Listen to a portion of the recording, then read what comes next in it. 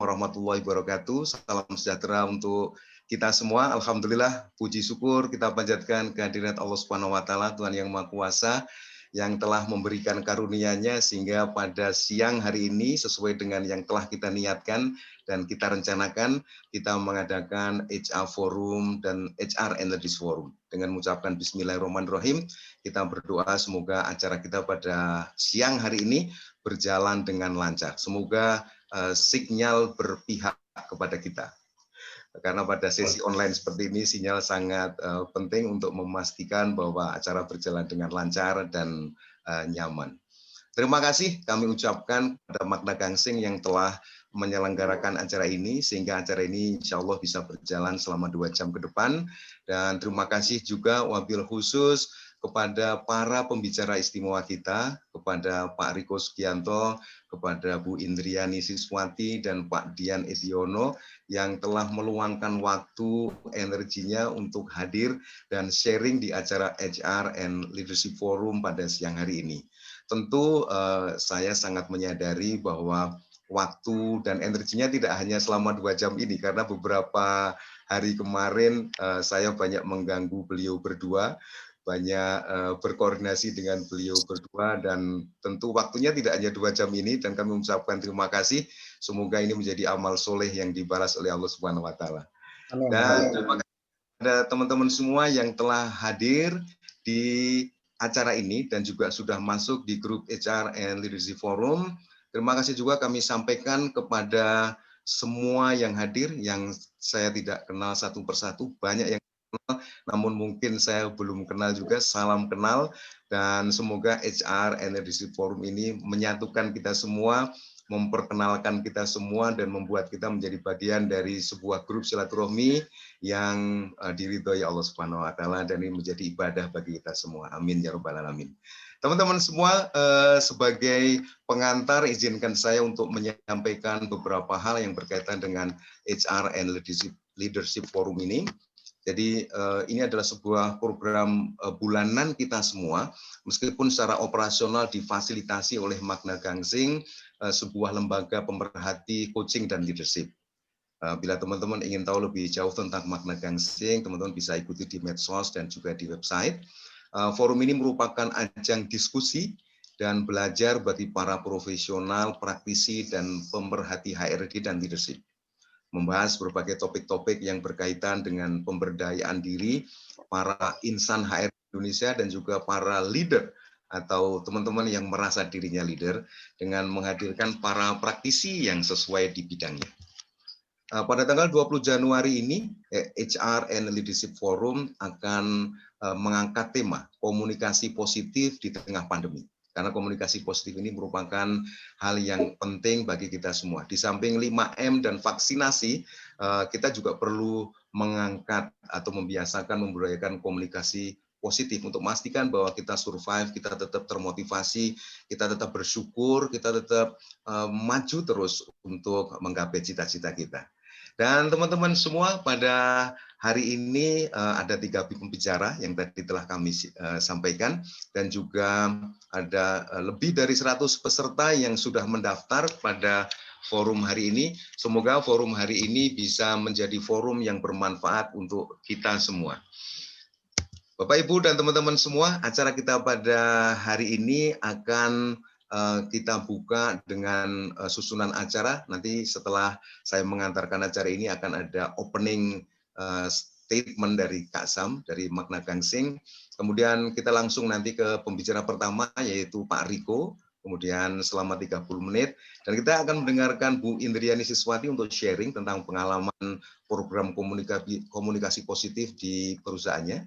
Kemudian ada Pak Dian yang akan sharing tentang aplikasi komunikasi positif di PT Garuda Indonesia. Dan di akhir dari sesi coaching ini nanti akan ada diskusi atau closing bila kita masih punya waktu, dan nanti akan diakhiri dengan closing statement yang akan disampaikan oleh Kak Sam. Oke, langsung saja Bapak Ibu sekalian, kita akan masuk di agenda pertama dari acara kita, opening statement dari Kak Sam. Mari kita sambut dengan tepukan virtual untuk Kak Samiton Pangela. Silakan Kak Sam. Terima kasih Pak Utoro. Selamat siang semua Bapak Ibu yang kami hargai. Life is all about meaning. Hidup adalah makna-makna. Ketika kita memberikan makna yang positif, maka komunikasi kita juga akan menjadi positif dan kemudian hidup kita, usaha kita, lingkungan kita, dan pekerjaan kita semua juga mengalami positif. Itu sebabnya saya berbahagia sekali sebentar kita akan mendengar dari teman-teman yang ditempatkan di beberapa bagian dari industri yang terkena dampak yang lumayan paling terdampak, ya, dari Pak Dion, Pak Riko, dan Ibu Indri. Kalau Ibu Indri saya kira usaha industri tidak begitu terkena dampak. Saya nggak tahu. Nanti apapun dampaknya, selalu kita bisa melihat makna positif. Dan itu sebabnya kami dari Makna Gangsing menyambut dengan gembira semua yang bergabung. Dan mari kita bersama-sama mendapat manfaat yang sebanyak-banyaknya. Selamat menikmati. Oke, terima kasih Kak Sam dan teman-teman semua. Mari kita masuk di acara kita yaitu sharing tentang komunikasi positif di era pandemi. Teman-teman, mengapa kita mengangkat tema komunikasi positif di tengah pandemi? Komunikasi positif ini merupakan satu hal yang penting karena kita semua mungkin pernah mendengar orang yang menyampaikan bahwa COVID-19 ini, pandemi ini adalah sesuatu yang sangat mengerikan, yang sangat menakutkan, sehingga akhirnya banyak orang yang trauma, banyak orang yang depresi. Saya punya ada sebuah perusahaan yang tidak jauh dari rumah saya. Perusahaan tersebut pada sekitar bulan April karyawannya pada ketakutan untuk masuk kerja, sehingga akhirnya perusahaan melakukan campaign, melakukan sosialisasi agar tidak terlalu paranoid dengan COVID-19, dengan pandemi ini, tetapi kita tetap menjalankan protokol kesehatan. Kemudian pada sisi yang lain, di tengah pandemi ini kita juga mendengar banyak orang yang punya statement pandemi ini apa sih? Ini seperti wabah flu biasa yang menganggap remeh, dan ini juga tentu bukan sesuatu yang positif. Kita perlu satu sisi tidak terlalu paranoid, tetapi di sisi lain kita juga tidak meremehkan. Nah, teman-teman semua, pada kesempatan ini kita akan mendengar sharing dari teman-teman semua, dari para praktisi. Dan pada kesempatan yang pertama, saya akan memperkenalkan pembicara kita yang pertama, yaitu Coach Riko atau Pak Riko, Pak Riko Sugianto. Pak Riko Sugianto ini adalah sahabat saya. Saya mungkin tidak akan memperkenalkan Pak Riko sangat lengkap karena kredensial beliau sangat banyak, sangat panjang ya. Kemudian beliau juga menjabat sebagai top leader di beberapa perusahaan. Beliau juga menjadi pemimpin dan aktivis ya Pak Riko ya di beberapa organisasi, baik organisasi profesi maupun organisasi sosial. Beliau juga seorang trainer, beliau juga seorang coach dengan menggenggam berbagai sertifikasi. Dan langsung saja kita sambut dengan tepukan tangan virtual yang meriah untuk Pak Riko untuk menyampaikan sharingnya. Silakan Pak Riko, waktunya sekitar 10-15 menit, kemudian sisanya nanti akan kita manfaatkan untuk tanya jawab. Silakan Pak Riko, waktu, tempat, dan segalanya kita serahkan untuk Pak Riko. Terima kasih Pak Coach Utoro dan Kak Sam, sahabat saya, dan juga para pembicara lainnya, serta teman-teman sekalian, para sahabat. Terima kasih atas waktu luangnya untuk mengikuti acara sharing ini. Nah, karena judulnya adalah tentang komunikasi positif. Ya. Pertanyaannya adalah, emang salah kalau kita punya komunikasi negatif? Konon ceritanya, kalau dari sejarah perbahasaan, itu sejak Adam dan Hawa, ya, sampai sekarang itu kalau kita lihat di diksi bahasa di seluruh dunia itu 70-80% itu negatif. Makanya orang kadang kalau kita di coaching kan kita suka mengatakan banyak orang tidak tahu apa yang dia inginkan. Ya. Banyak orang tahu apa yang tidak inginkan tapi tidak tahu apa yang dia inginkan. Nah, ini adalah salah satu pengaruh dari pemilihan diksi dalam proses komunikasi. Memilih pesan yang penting untuk pencapaian suatu tujuan, pencapaian suatu keberhasilan komunikasi. Nah, komunikasi saya nggak akan bahas teknis, ya ada intrakomunikasi yaitu self talk, ada interkomunikasi yaitu antar, ya.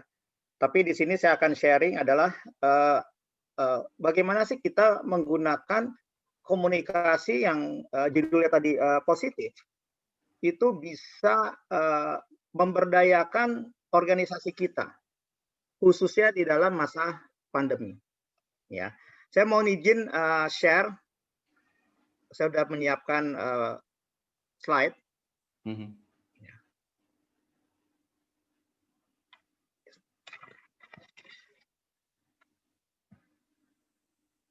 Ini adalah yang saya siapkan. Saya framing pertama adalah kemampuan manusia dalam beradaptasi itu diuji saat menghadapi berbagai macam perubahan yang terjadi dalam waktu yang sangat cepat. Itu dari Alvin Toffler. Nah, karena kita konteks komunikasi adalah organisasi, tentunya saya akan bicara komunikasi di dalam organisasi. Jadi kesuksesan organisasi itu, apakah itu organisasi yang bergerak di bidang bisnis maupun sosial.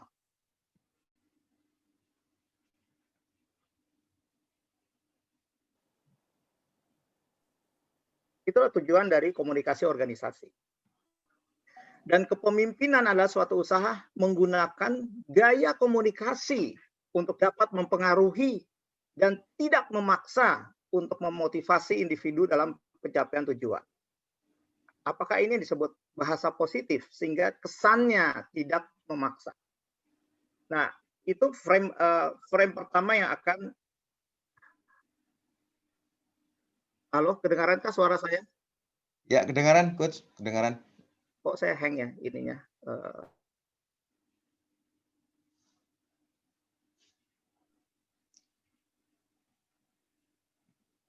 Kedengaran, Coach Riko. Ya, sepertinya ada sinyal di tempat Coach Riko. Ini adalah problematika yang sangat lazim di dunia online ketika sinyal. Silakan Coach Riko dilanjutkan.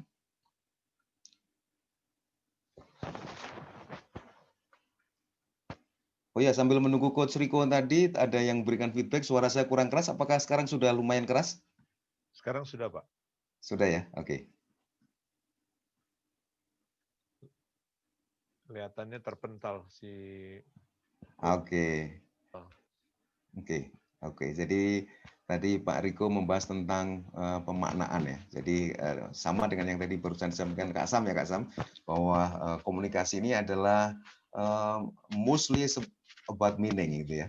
Dan komunikasi positif ini adalah komunikasi bagaimana kita memaknai secara positif apa yang kita lakukan. Tapi tadi ada juga statement yang menarik ya Kak Sam ya dari Coach Riko. So kalau kita komunikasinya negatif, so what gitu loh gitu. Mari kita lanjutkan. Saran itu. Iya. Masih penasaran tiba-tiba ditendang keluar oleh Zoom. Oke. Ya, dan rupanya Pak Riko sudah masuk lagi. Welcome back Coach Riko. Oke, sorry tadi saya pakai slide show kayaknya ada problem. Jadi kita konteksnya adalah komunikasi organisasi. Ya. Nah, saya kalau ditanya, ya saya kebetulan di bidang belajar di bidang ilmu komunikasi. Jadi kalau ditanya komunikasi dalam konteks bisnis apa sih? Saya mengatakan dalam konteks bisnis, ya organisasi, komunikasi itu ibarat aliran darah pada tubuh manusia. Nah, bisa dibayangkan kalau aliran darah itu berisi hal-hal yang negatif, seperti apa dalam organisasi itu. Jadi komunikasi itu dapat diartikan juga sebagai proses dari dua arah atau banyak arah ya untuk mencapai suatu pengertian di mana para partisipan selain bertukar, melakukan konversi, interpretasi, informasi, gagasan, juga menciptakan dan berbagi makna. Ya, jadi komunikasi terkait dengan makna. Karena apa? Karena komunikasi itu sifatnya subjektif. Semua orang benar menurut pemikirannya. Nah, kembali ke dalam konteks pandemi. Dalam konteks pandemi bagaimana? Ya, kami dari industri, saya ambil salah satu contoh di industri aviation dan food. Nanti ada pembicara lain dari Garuda. Saya hanya mengatakan bahwa industri kami itu sangat tergerus sekali. Revenue-nya itu turun 90%. Bayangkan, 90%. Dengan karyawan kita total ada 6.000, tapi di aviation itu sekitar 2.000 sampai 3.000 orang. Wow. Ya. Bayangkan bagaimana kita berkomunikasi dalam situasi pandemi ini. Ya. Nah, itulah yang kita bangun. Ya, yang kita bangun adalah saya coba lagi share-nya biar terarah. Mudah-mudahan. Ya, sekarang sudah normal kayaknya. Co-host kalau boleh. Ya. Ya. Kalau boleh jadiin co-host. Nah, ya boleh. Jadi tadi dalam konteks pandemi seperti apa nih, Pak Riko katanya? Jadi kalau saya melihat, ya, pertanyaan itu kan orang takut. Tadi Coach Utoro mengatakan dalam pandemi ini orang banyak memaknai tentang COVID ini di dalam dirinya itu sesuatu yang buruk, yang menakutkan. Ya, pertanyaannya wajar nggak? Saya jawab wajar. Karena pada dasarnya manusia itu takut. Ya, ada 4 ketakutan. 1, takut bermimpi. Kalau ditanya, Coach, ini kita dipotong gaji, kemudian kita seperti ini, itu sampai kapan ya? Nggak mampu berpikir bahwa masih ada celah sempit, masih ada hal-hal yang dia bisa melakukan sesuatu. Kemudian kedua, takut gagal. Kalau saya tidak bisa melewati pandemi ini, gimana, Coach? Ya, income berkurang. Tapi cicilan motor, cicilan mobil nggak berkurang. Cicilan rumah nggak berkurang. Sehingga ada ketakutan gagal bukan hanya dalam pekerjaan, bukan dalam hanya melakukan performance di dalam perusahaan, tapi gagal dalam kehidupan, melakukan distorsi dalam pikirannya dia. Kemudian yang lain adalah takut mengecewakan orang lain. Ya, mengecewakan siapa? Terutama keluarga. Mengecewakan anak-anaknya. Ada pengaruh kepada sekolahnya mungkin, kepada rumah tangganya, mengecewakan yang lain, mengecewakan shareholders karena kinerjanya turun terus. Kemudian takut pada konflik. Konflik itu artinya adalah konflik batin. Ya, kalau kita lihat di industrial, ya serikat pekerja pasti akan bereaksi kalau kita melakukan PHK, pengurangan pegawai, unpaid leave dan lain sebagainya.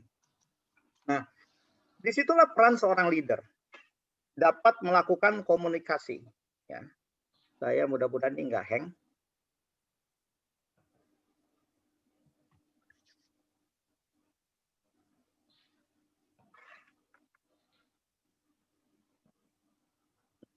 Ini adalah peran dari seorang leader. Ya, apa ini peran Jadi saya katakan leader itu perlu mempunyai kecakapan. Ya, untuk mendengarkan. Apa unsur mendengarkan? Ya, dia bisa mampu mendengar, listening, ya, bukan hearing. Listening itu kalau bahasa Indonesia itu menyimak, memperhatikan, memahami, dan merespon. Tentu merespon dengan hal-hal yang positif dalam hal itu. Oleh karena itu seorang leader, khususnya di masa pandemi ini, perlu mampu punya kecakapan berbicara dan bertanya. Ya. Kalau kita lihat dari 14 kompetensi ya yang ada, ini menurut penelitian Sauhi ya, itu ada 5 keterampilan penting yang perlu dimiliki oleh leader. Ya, dari 14 ada 5. Yang pertama, yang kelima itu kemampuan strategis dan visioner. Kemampuan untuk punya etika dan integritas. Kemampuan mengelola perubahan, kemampuan memotivasi. Dan yang pertama yang sangat penting adalah keterampilan komunikasi dan interaksi. Jadi di masa pandemi ini, fungsi leader sangat penting. bagaimana dia bisa menjaga moral daripada karyawannya, dan juga menjaga kelangsungan bisnis. Saya selalu mengatakan ini genius of N. Tidak ada pilihan. Ya. Dua-duanya perlu dijalankan. Nah, itu sharing dari saya. Dan kalau ditanya strateginya gimana, Coach, yang dipraktekkan? Pertama adalah memastikan bahwa karyawan itu menerima informasi dan pesan yang konsisten, akurat dari pimpinan tertinggi perusahaan. Pertama yang kami lakukan adalah menyatakan bahwa perusahaan pimpinan itu sangat concern terhadap keselamatan dan kesehatan karyawan. Ini adalah yang utama. Supaya apa? Supaya karyawan juga punya perasaan secure bahwa pimpinan kita ternyata bukan hanya nyari duit loh, kita disuruh-suruh kerja, tapi keselamatan dan kesehatan itu jadi utama. Kemudian yang kedua adalah menghargai upaya karyawan atas dedikasi dia, kontribusi dia, mereka selama bekerja di masa pandemi. Nanti Pak Dian bisa cerita ya, kami di ground handling juga sama. Bayangkan di situasi COVID, kadang-kadang ada pesawat datang yang isinya adalah penumpang-penumpang COVID pada saat awal-awal COVID. Mereka tetap perlu melayani, perlu punya keberanian. Nah, itu perlu kita hargai. Padahal di satu sisi, pendapatan mereka kita kurangi. Nah, ini challenging-nya. Kemudian kami juga memberdayakan peran leader untuk melakukan komunikasi positif dengan karyawan melalui teknik coaching. Kebetulan di grup kami, itu kita aktif melakukan pelatihan-pelatihan tentang coaching. Dan disinilah diuji seorang leader yang pernah belajar coaching. Mampu nggak dia melakukan komunikasi yang memberdayakan para karyawan di era pandemi ini. Dan yang keempat adalah melakukan adaptasi perubahan organisasi. Kita tahu lah, orang kalau ada perubahan pasti ada relektan. Dari comfort zone menuju perubahan sesuatu pertumbuhan atau baru. Nah, kita harus melewati ada zona ketakutan, zona belajar, dan sebagainya. Dengan tujuan itu adalah untuk kelangsungan hidup perusahaan. Nah, keempat hal inilah yang saya temukan. Saya kebetulan membuat tesis untuk S2 saya yang kedua, itu tentang komunikasi organisasi di perusahaan ini ya dalam masa pandemi. Ya, akan diangkat jadi jurnal internasional karena memang kita melihat bahwa ternyata komunikasi itu sangat berperan penting gitu ya. Dan itu terbukti perusahaan kami juga pada saat Januari. Jadi kalau flight penerbangan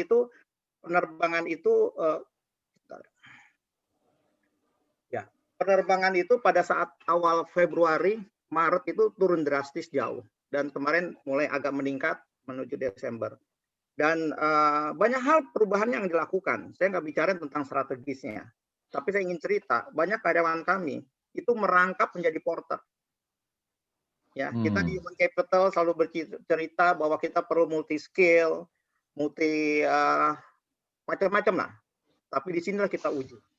Bagaimana bisa merangkap pekerjaan. Udah tidak dilihat apakah ini pekerjaan yang kurang prestis, tapi kita semangatnya adalah tadi menjaga kelangsungan hidup karyawan. Dan peran itu dilakukan oleh pimpinan-pimpinan yang dapat mengkomunikasi dengan baik, yang dapat memberdayakan. Makanya tugas pimpinan adalah dia mampu berkomunikasi. Nah, untuk bisa berkomunikasi dan dilihat oleh orang lain sebagai walk the talk dari karyawan, apa yang dilihat? Satu ada punya person values. Punya person values, ya. Artinya itu menjadi penting seorang pemimpin, bukan hanya komunikasinya aja. Tapi itu adalah yang akan dilihat oleh karyawan dan menentukan apakah komunikasi itu akan didengar atau tidak didengar. Karena keteladanan, nilai-nilai perilaku pemimpin itu adalah kunci di masa pandemi ini. Ya. Jangan menyakiti hati karyawan. Misalnya, gaji dipotong, tapi beberapa pimpinan mendapatkan benefit yang lebih. Itu salah satu contoh. Ya. Kemudian juga mempunyai moralitas yang tinggi. Moralitas yang tinggi apa? Ya, kata-kata yang baik, tidak menyakitkan. Mereka juga punya problem. Mungkin kalau ada keluarga yang kena COVID, mereka harus bayar vaksin dan lain sebagainya. Bukan vaksin buat tes antigen dan lain sebagainya. Sanak keluarganya sampai pembantu semua. Kita perlu ada empati. Ya, moralitas kita diuji di situ. Yang terakhir adalah komitmen. Ya, komunikasi adalah komunikasi. Pemimpin bukan hanya dibutuhkan komunikasi positif, tapi komunikasi yang punya komitmen. Komitmen apa? Sungguh-sungguh melakukan apa yang dia katakan dan membuat itu menjadi happen, menjadi terjadi. Nah, itulah hasil tesis saya yang kami lakukan secara kualitatif, dan itu yang saya dapat share, Coach Utoro. Udah 15 menit ke 10 menit. Oke. Kalau ngomong suka lupa, maaf. Luar biasa. Ya. Pas banget 15 menit. Tadi kita mulai jam 2 lebih 10 menit. Dan teman-teman semua sekarang waktunya teman-teman untuk mengeksplorasi ini. Mengeksplorasi Coach Riko, luar biasa ya tadi kalau kita dengarkan dinamikanya. Dan di awal pandemi tadi kita mendengarkan bahwa bisnis turun sampai 90%. Luar biasa, dan alhamdulillah sampai hari ini masih bertahan ya Coach Riko ya. Dan tentu survival itu luar biasa, saya membayangkan sangat dramatis. Dan Coach Riko tadi sudah menjelaskan dengan sangat baik, sangat representatif tentang bagaimana manajemen terutama di tempat Coach Riko bekerja mengatasi semua ini. Teman-teman silakan yang akan bertanya kepada Coach Riko bisa langsung unmute atau raise hand, atau mungkin teman-teman yang nanti belum sempat untuk bisa bertanya bisa bertanya menggunakan kolom chat. Silakan teman-teman, apakah ada yang ingin bertanya atau mengklarifikasi atau mungkin komentar terhadap apa yang telah disampaikan Coach Riko, saya persilahkan. Oke, sepertinya ada beberapa ini yang mau tanya. Silahkan teman-teman yang mau tanya bisa langsung unmute dan langsung bertanya. Selamat siang, Pak. Silahkan, dengan siapa Bapak, dari mana? Saya Harso, Pak, dari PT Semindo Gemilang yang di Plan Gresik, Pak. Oke. Wow, silakan Pak Harso. Iya. Oke, silakan Pak Harso. Saya mau tanya gini, Pak. Kita posisinya sebagai leader HR itu ada kalau di struktur organisasi ada di tengah ya, di tengah hierarki struktur ya. Saya minta tolong tipsnya itu supaya menyampaikan kebijakan dari manajer lini atau pimpinan manajemen yang ada di plan, terutama kebijakan yang sifatnya kurang menyenangkan untuk teman-teman kita yang ada di bawah atau di lapangan. Kan itu harus penyampaiannya harus baik ya Pak ya. Itu aja sih Pak kalau saya minta tipsnya itu. Terima kasih Pak sebelumnya Pak. Assalamualaikum warahmatullahi wabarakatuh. Waalaikumsalam warahmatullahi wabarakatuh. Oh iya teman-teman, saya lupa tadi sebelum Coach Riko nanti menjawab pertanyaannya Mas Harso. Jadi teman-teman pada kesempatan hari ini kita akan memberikan giveaway. Kita akan memberikan memberikan cindera mata kepada teman-teman yang paling aktif bertanya. Kita akan kirimkan nanti ke rumah teman-teman yang menjadi pemenang. Kita akan berikan kepada 5 pemenang ya Kak Sam ya. Kita akan berikan hadiah sebuah buku terbaru saya yang berjudul Buku Berpikir Terbalik, versi paling terbaru. Nanti teman-teman akan mendapatkan hadiah satu-satu. So teman-teman silakan para pembicara, ini pertama Coach Riko, silakan kita bombardir dengan pertanyaan. Silakan Coach Riko untuk menjawab pertanyaannya Mas Harso. Sebagai level middle management, bagaimana menghantarkan komunikasi dari top management ke bawah, terutama untuk materi-materi yang tidak populer gitu ya. Silakan Coach Riko. Baik, terima kasih. Tentu nih kalau dijawab sangat dalam ya. Nanti ya, di Makna Gangsing itu ada pelatihan-pelatihan tentang bagaimana mendeliver message yang secara covert gitu ya. Tapi saya bicara secara umum aja. Ya, pertama adalah person. Ya, kita tahu kalau bicara di marketing ada brand ambassador. Jadi pembicaranya siapa? Kadang orang tidak mendengarkan isi apa yang disampaikan, tapi melihat siapa yang membawakan.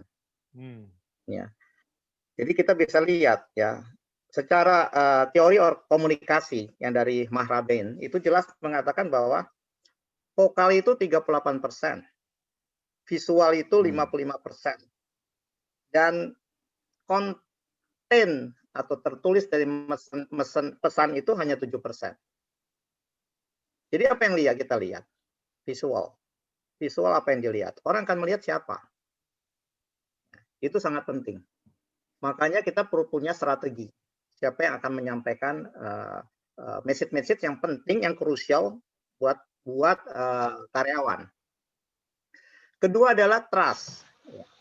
Tentu dasarnya adalah trust dan terbuka, nggak ada yang ditutup-tutupi. Ya, kita punya namanya BCCP Business Recovery Plan, itu kita sampaikan. Tidak ada yang ditutup-tutupi.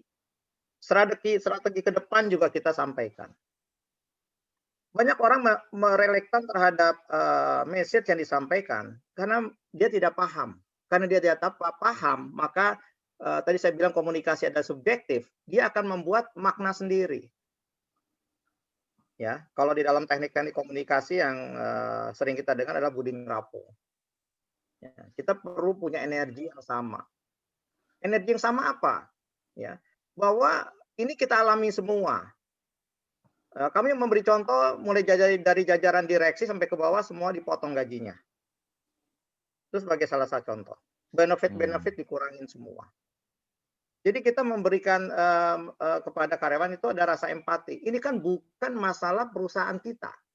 Ini masalah dunia. Kita bawa ke masalah eksternal. Ini masalah dunia.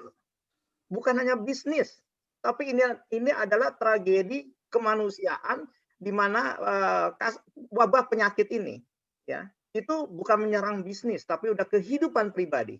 Contohnya saya kasih gambaran waktu itu adalah ke masjid aja banyak yang ditutup, sholat aja berjarak, gereja juga demikian. Jadi udah bukan bicara bisnis. Nah, mereka perlu disadari.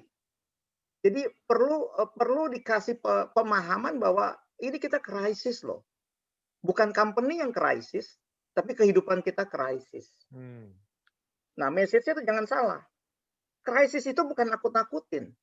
Tapi kita katakan bahwa apa yang membedakan dinosaurus itu mati, tapi kecoa masih hidup. Berarti manusia itu punya akal pikiran. Ada celah sempit yang bisa dilakukan, bisa berinovasi. Hidup ini belum berakhir dengan COVID.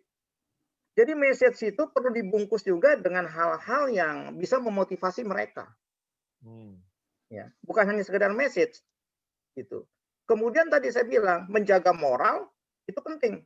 Kemudian yang kedua adalah menjaga kelangsungan hidup. Terpait kalau mereka pun di unpaid leave ataupun di PHK, kita buat komitmen bahwa begitu bisnis kembali, turn around kembali, maka mereka adalah prioritas pertama yang akan kembali bekerja di situ. Nah, jadi itulah keberpihakan kita terhadap pandemi ini juga perlu kita tunjukkan. Itu tipsnya, Mas Harso. Kalau dengan teknik bagaimana bicara, ntar Pak Utoro itu banyak pelatihan tentang itu. Ya, terima kasih Coach Riko.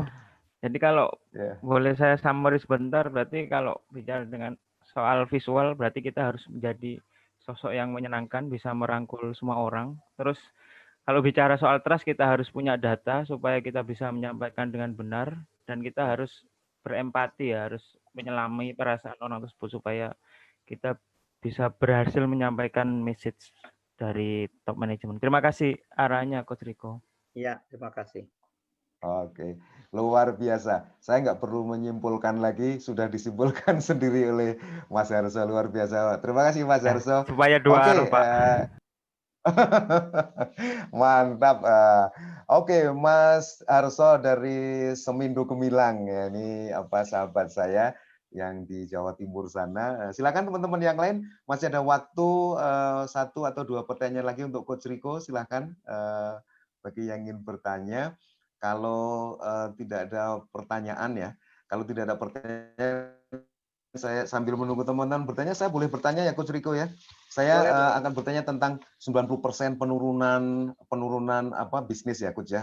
Dan saya penasaran bagaimana waktu itu manajemen mengkomunikasikan Coach. Bagaimana mengkomunikasikan penurunan bisnis ini kepada seluruh karyawan. Oke, tadi saya bilang kan tentu ini kan jadi perlu bedain ya, komunikasi kita ngobrol sama komunikasi organisasi kan dua hal yang berbeda. komunikasi Yes. organisasi itu kan perlu didesain. Ya. Mhm. Talk to lead adalah bagaimana kita sebagai pemimpin bisa melead dalam masa pandemi ini.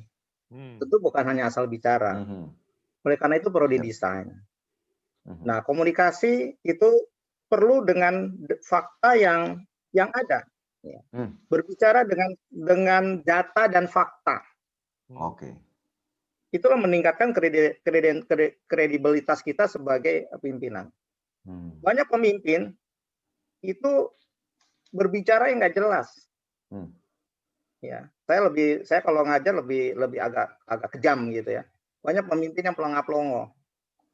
Oke. Tidak bisa membedakan mana perintah, mana pernyataan. Ya. Nah, ini jadi problem ya. Karena kita bisa tahu organisasi manapun yang sukses pasti iklim komunikasinya tuh bagus di dalam organisasi. Nah, kalau tadi ditanya, tentunya kita pada saat itu kita membuat BCCP plan ya, recovery kita seperti apa. Kita bicara data, kita bicara fakta, kita bicara prioritas. Mana yang pertama kali yang kita perlu lakukan unpaid leave. Bagian-bagian mana yang bukan utama, bagian mana yang utama. Kita panggil serikat pekerja. Ya, kita komunikasikan dengan serikat pekerja.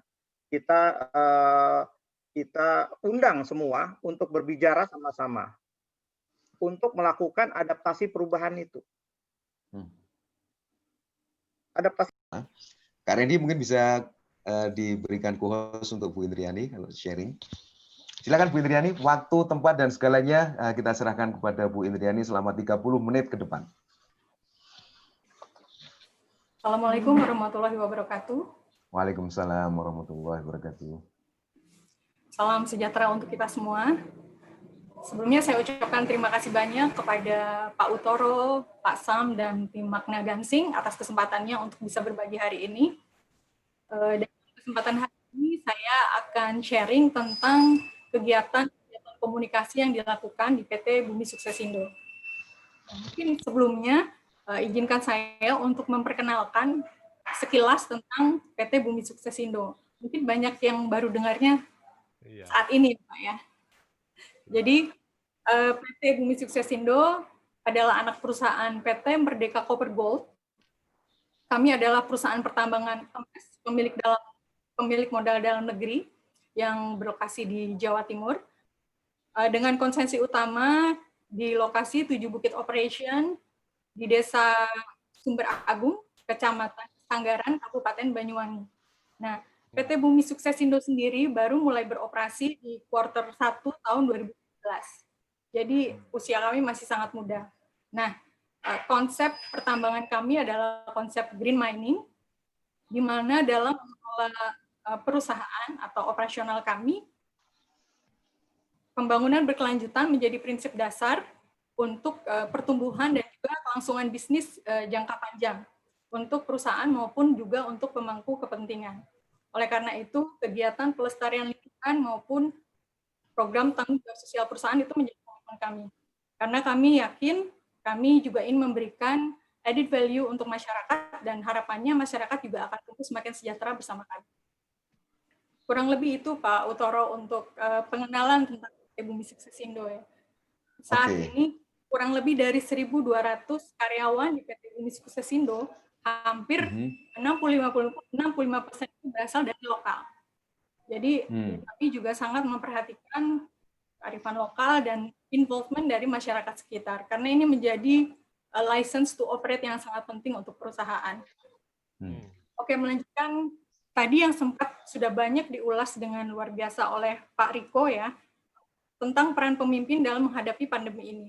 Nah, di Bumi Sukses Indo sendiri, manajemen sangat fokus dalam melakukan pencegahan dan penanggulangan COVID-19.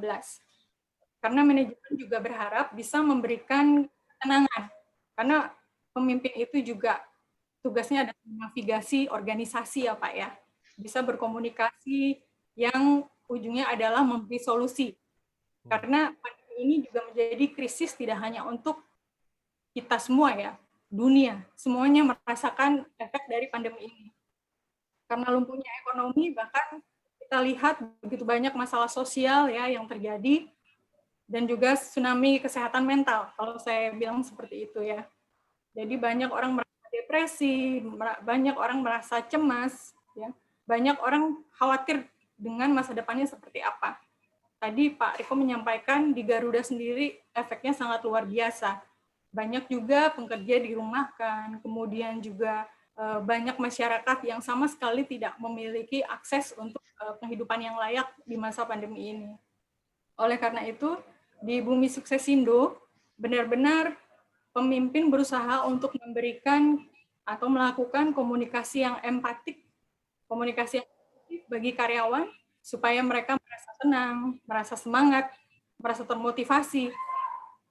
Update informasi secara intensif, secara berkelanjutan, supaya mereka juga tidak khawatir tentang masa depannya. Dan mereka bisa fokus untuk bekerja dan memberikan kinerja yang terbaik mereka. Nah, PT Bumi Suksesindo sendiri sebagai sebuah perusahaan pertambangan, sebelum masa pandemi COVID, selalu memprioritaskan kesehatan dan keselamatan kerja sebagai prioritas utama. Jadi toolbox meeting, kemudian safety share, itu merupakan hal yang biasa dilakukan setiap hari untuk memberikan dan memastikan bahwa karyawan dalam kondisi fit untuk bekerja, dan karyawan juga memahami potensi bahaya yang mereka hadapi saat bekerja. Nah, dalam masa pandemi COVID ini, jelas itu semuanya menjadi jauh lebih ketat lagi. Kita memastikan setiap karyawan mematuhi peraturan yang sudah di-share oleh manajemen ya, untuk selalu mengaplikasikan protokol kesehatan, kemudian juga install satu program yang namanya BSI Sehat, di mana di situ ada beberapa kuesioner yang harus diisi oleh karyawan menyangkut kesehatan dia sendiri ataupun juga keluarganya. Dan misalnya ada yang mendapatkan, kita perusahaan juga menyediakan fasilitas untuk tes COVID maupun namanya swab test, dan misalnya ditemui ada karyawan yang memang terindikasi positif, perusahaan segera berkoordinasi secara intensif dengan Satgas COVID di Kecamatan Pesanggaran maupun juga di Kabupaten Banyuwangi. Karena perusahaan juga berkomitmen untuk memberikan support terbaik kepada pemerintah dalam menanggulangi dan mencegah COVID-19. Karena efeknya sangat luar biasa, terutama di perusahaan pertambangan yang memang penuh ya, dan banyak dengan karyawan yang terlibat di dalamnya. Jadi kalau sampai terjadi ada banyak karyawan yang positif, itu impact-nya akan sangat luar biasa terhadap keberlangsungan operasional perusahaan. Pak Utoro, saya ingin share sedikit tentang beberapa program komunikasi positif yang dilakukan di PT BSI. Silakan.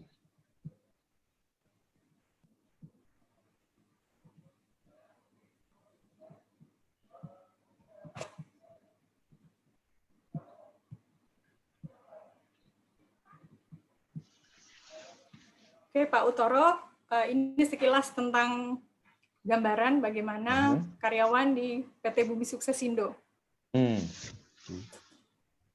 Jadi, Bapak dan Ibu sekalian, dalam masa pandemi COVID-19 ini, tentunya dalam melakukan atau menyusun strategi komunikasi yang efektif untuk semua stakeholder, maupun baik eksternal maupun internal, kita menganalisa situasi ya.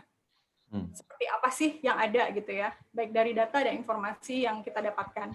Kemudian kita melakukan pemetaan isu dan stakeholder mapping. Mengapa? Karena ini sangat penting. Di perusahaan tambang ada banyak stakeholder. Tidak hanya karyawan dan manajemen, tapi di eksternal juga ada masyarakat, pemerintah, juga organisasi masyarakat, dan yang lainnya.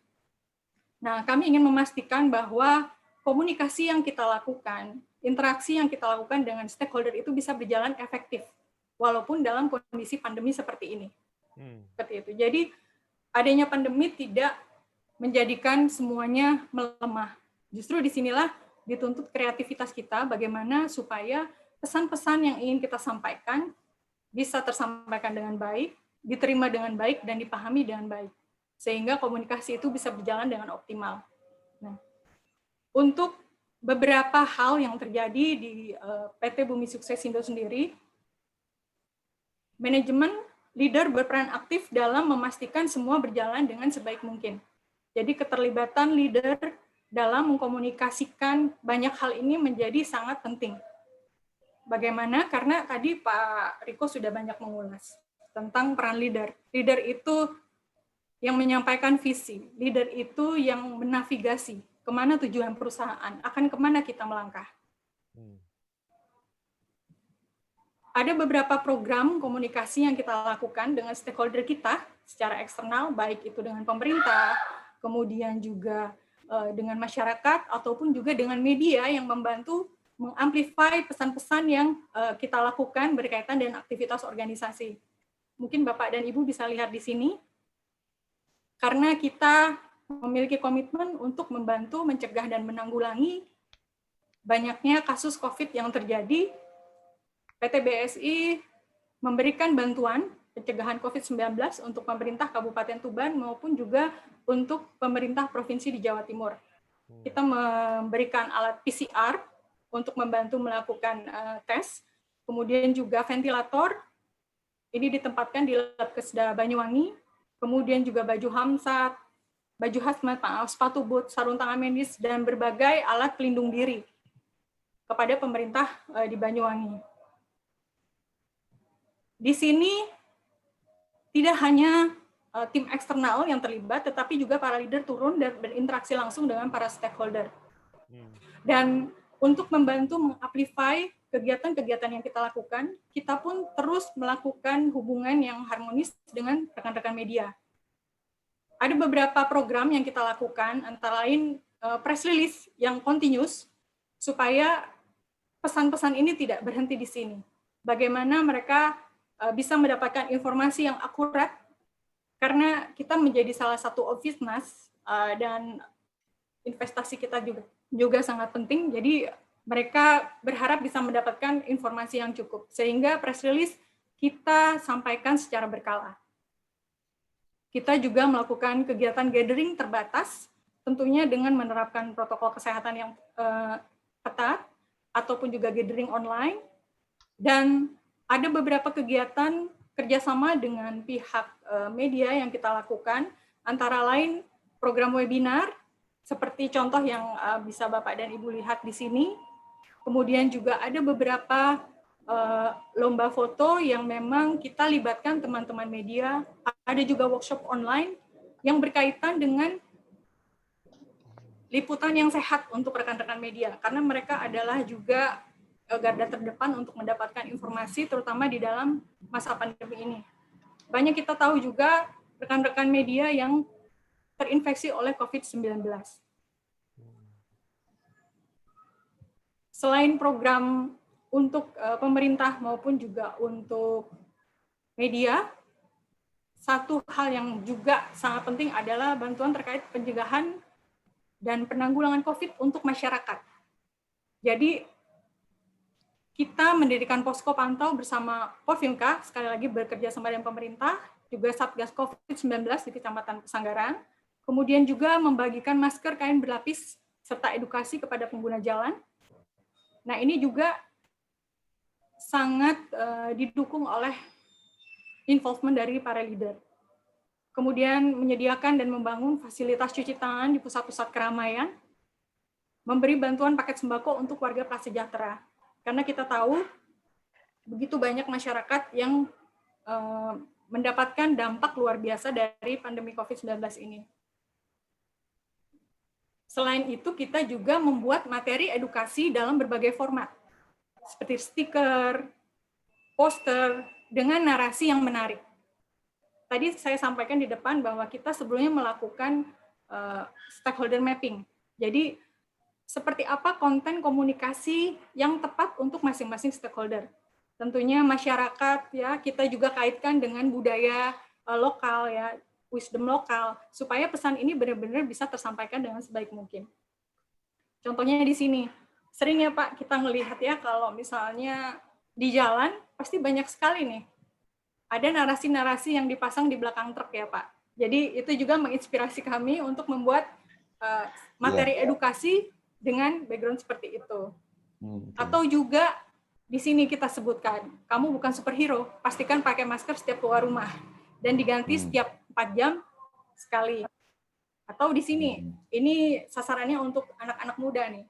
Hempaskan virus corona karena virus corona bukan virus cinta ya. Jadi message-message seperti ini diharapkan bisa tersampaikan dengan baik dan meng-engage stakeholder kita sesuai dengan segmennya masing-masing. Nah, saya juga izin Pak Utoro untuk bisa play ini. Nah, ini adalah salah satu iklan yang kita pasang di radio ya. Ada 3 radio yang populer di Banyuwangi yang kita gunakan sebagai media untuk bisa men-cascade message ini. Nah, ini berlangsung selama 6 bulan, Pak Utoro. Jadi harapannya supaya message ini benar-benar tersampaikan dengan maksimal kepada seluruh masyarakat. Gitu. Jadi kita benar-benar berusaha mengoptimalkan berbagai channel komunikasi yang tepat untuk bisa mendeliver message-message ini. Ini adalah beberapa program komunikasi internal yang kita lakukan. Saya sangat setuju dengan yang disampaikan oleh Pak Riko tadi bahwa leader memegang peranan yang sangat penting. Kemampuan leader untuk menyampaikan komunikasi ya Pak ya, komunikasi sebaik mungkin. Yang jelas ada strateginya, kemudian tujuannya apa, dan bagaimana cara penyampaiannya. Karena jika leader tidak mengambil peran, kemudian trust masyarakat, kemudian trust internal pun juga akan pudar tentunya. Nah, ada beberapa program employee engagement yang kita lakukan, dan kita bekerja sama dengan Departemen HR untuk mendeliver ini. Contohnya, pada masa awal pandemi di program Hari Kartini, kita membuat workshop online. Nah, workshop online ini bicara tentang kesehatan mental di masa pandemi. Kita menghadirkan para pakar dari bidang psikolog ya Pak, kemudian kita juga melibatkan leader. Di sini ada HR Manager, Pak Adi Firdaus, yang turun langsung dan ikut menjadi pembicara untuk bisa meng-cascade semua informasinya. Kemudian kita juga melakukan town hall meeting Pak secara online.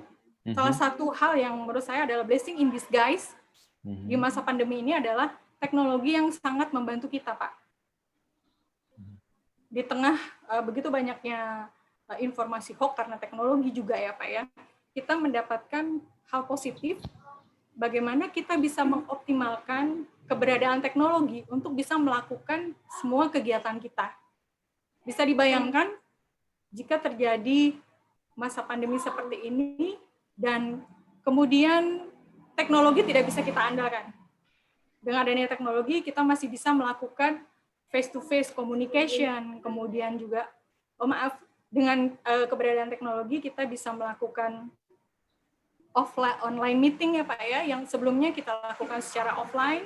Kemudian juga bagaimana kita bisa engage dengan stakeholder kita melalui media sosial, bagaimana kita juga bisa mengoptimize channel-channel yang lainnya yang bisa mendukung tujuan perusahaan. Di sini peran leader menjadi sangat penting. CEO kami turun langsung untuk memberikan informasi update secara periodik, kemudian juga di sini ada kepala teknik tambang yang berada di site, turun langsung dan melibatkan tim internal melalui serikat pekerja. Pada Hari Buruh kita melakukan satu program bagi masker untuk masyarakat. Gitu. Kemudian ada beberapa kegiatan engagement lain yang kita lakukan, salah satunya kompetisi Hari Lingkungan Hidup Sedunia. Nah, di sini ada program-program yang kita berikan kepada karyawan, tentunya disertai dengan hadiah-hadiah yang menarik ya Pak ya. Antara lain foto satwa liar, kemudian juga housekeeping untuk menjaga kondisi kantor tetap dalam keadaan bersih, kemudian juga kompetisi di Instagram yang sangat menarik dan mengajak employee untuk tetap engage, karena itu dilakukan secara berkala, mereka harus tetap involved. Itu cukup efektif sekali untuk membuat para karyawan tertarik dan benar-benar bisa mendapatkan pesan yang diharapkan. Di sini juga ada stiker yang kita pasang, poster ya, dengan message yang lucu, Pak. Jadi karena bahasanya ini perlu menyentuh hot button masing-masing orang. Kalau sudah menyentuh hot buttonnya, oke, ini pengaruhnya ke aku nih. Jadi aku harus take action atau aku harus peduli gitu. Jadi di sini diingatkan bahwa kalau kena COVID-19, satu, pabrik bisa tutup ya Pak, site bisa tutup. Dan kita bisa juga tidak sanggup membayar cicilan lagi. Tentu saja kalau tidak bisa membayar cicilan lagi itu akan sangat berat buat semua karyawan. Dan masih banyak program-program engagement yang dilakukan. Selain itu juga ada program-program komunikasi yang dilakukan oleh Kepala Teknik Tambang, kemudian dikasket lagi dalam grup-grup yang lebih kecil. Ada internal memo yang kita blast. Yang jelas, karyawan selalu terupdate. Karyawan jangan sampai tidak mendapatkan informasi yang akurat. Karyawan jangan sampai berada dalam kondisi bimbang dan bingung. Oleh karena itu, peran leader memang sangat penting. Bagaimana leader bisa menciptakan harmoni di internal, karena krisis tidak hanya dari eksternal saja, Pak, sebetulnya. Banyak krisis terjadi dari internal. Misalnya leader tidak mampu mengkomunikasikan dengan baik dan menimbulkan kebingungan dalam benak para karyawan. Justru ini akan menjadi bibit krisis dari internal yang sangat membahayakan kelangsungan organisasi. Jadi leader pun harus mampu berkomunikasi, bukan berbicara ya Pak ya. Berkomunikasi ada seninya, kemudian ada wisdom di situ ya. Bagaimana komunikasi yang disampaikan leader bisa memberikan suatu ketenangan dan menyejukkan. Komunikasi yang empatik gitu. Karena karyawan menjadi aset yang paling penting untuk perusahaan. Karena itu leader juga harus mampu berkomunikasi secara kolaboratif dengan seluruh insan di dalam organisasinya. Kurang lebih itu Pak Utoro yang bisa saya sampaikan. Silakan teman-teman jika ada hal yang ingin didiskusikan, semoga bermanfaat. Untuk kurang lebihnya saya mohon maaf. Terima kasih. Amin. Wow, oke, kita berikan tepuk tangan untuk Bu Indri, luar biasa. Programnya sangat komprehensif, intensif, dan teman-teman semua ada beberapa hal yang tadi tertancap di dalam pikiran saya. Yang pertama adalah tentang stakeholder mapping, kemudian the right content untuk the right stakeholder. Bahkan tadi ada sebuah materi komunikasi yang dipasang di belakang bak truk ya. Ini sesuatu yang sangat kreatif karena kalau saya jalan lewat Pantura Kak Sam itu menyenangkan sekali karena kita bisa ngelihat meme-meme yang dibuat di bagian belakang dari truk ya. Iya, Pak. Oke, ya. Thank you Bu Indri atas sharingnya dan teman-teman silakan. Sama-sama, Pak. Bila ada yang bertanya kami persilahkan. Dan ada satu pertanyaan yang sudah muncul ini Bu Indri dari Coach Uton. Coach Uton, silakan mungkin bisa disampaikan pertanyaan langsung atau saya bacakan ini chatnya Coach Uton. Boleh langsung Pak. Silakan. Wah ini silakan. Ya. Selamat sore Bu Indri. Selamat sore Pak Uton. Pak Dian, Pak Uton dan teman-teman Pak Sam. Ya, salam hormat. Ini luar biasa tadi kampanye-kampanyenya, komunikasi yang disampaikan kepada publik ya, dan itu menjadi indikator kalau perusahaan Ibu concern. Nah, pertanyaannya very simple Bu. Bagaimana dampaknya setelah Ibu sampaikan, Ibu dan tim ya menyampaikan pola komunikasi itu dampaknya terhadap dua. Satu, trust dari employee ya, bahwa memang benar-benar manajemen concern. Yang kedua, dari pelanggan. Nah, apakah Ibu pernah melihat atau mengukur atau masuk ke Ibu komen-komen atau apapun ya? Terima kasih Bu Indri. Ya, terima kasih pertanyaannya Pak Uton.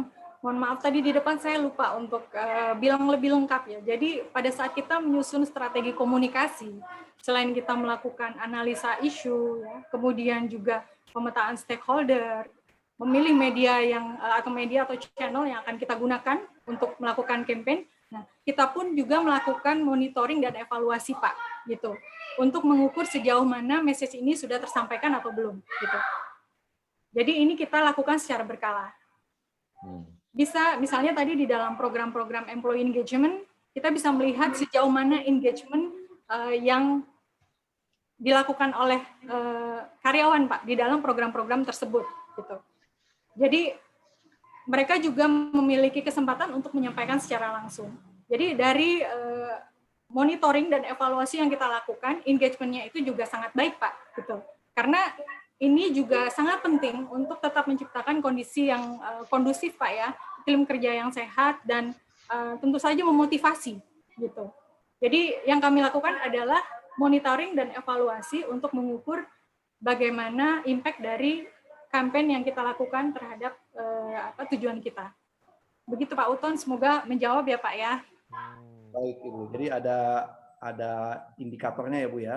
Iya betul Pak. Resultnya seperti apa? Baik. Ya. Oh iya Pak, mungkin saya tambahkan. Untuk PT Bumi Sukses Indo sendiri, kami menghasilkan produk berupa emas dan perak, tetapi tidak langsung ke end customer Pak, gitu. Jadi kami lebih banyak bermitra dengan institusi lain. Jadi kami merupakan banyak melakukan business to business relationship, Pak. Oke, thank you Pak Uton dan Bu Indri. Ini ada banyak sekali pertanyaan untuk Bu Indri nih. Kenapa ini? Kayaknya banyak yang ngefans sama Bu Indri. Oke, pertanyaan kedua ini ada Pak Susilo. Silakan Pak, mungkin akan menyampaikan secara langsung. Pak Susilo. Pak Susilo ini juga sahabat saya. Silakan Pak Susilo.